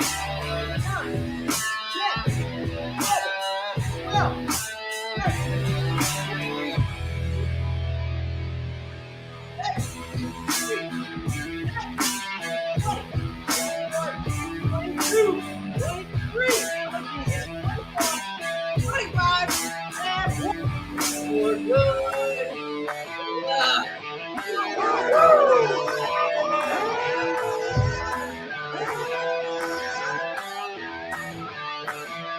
Who paid themselves? Who paid themselves? Who paid themselves? Let's go.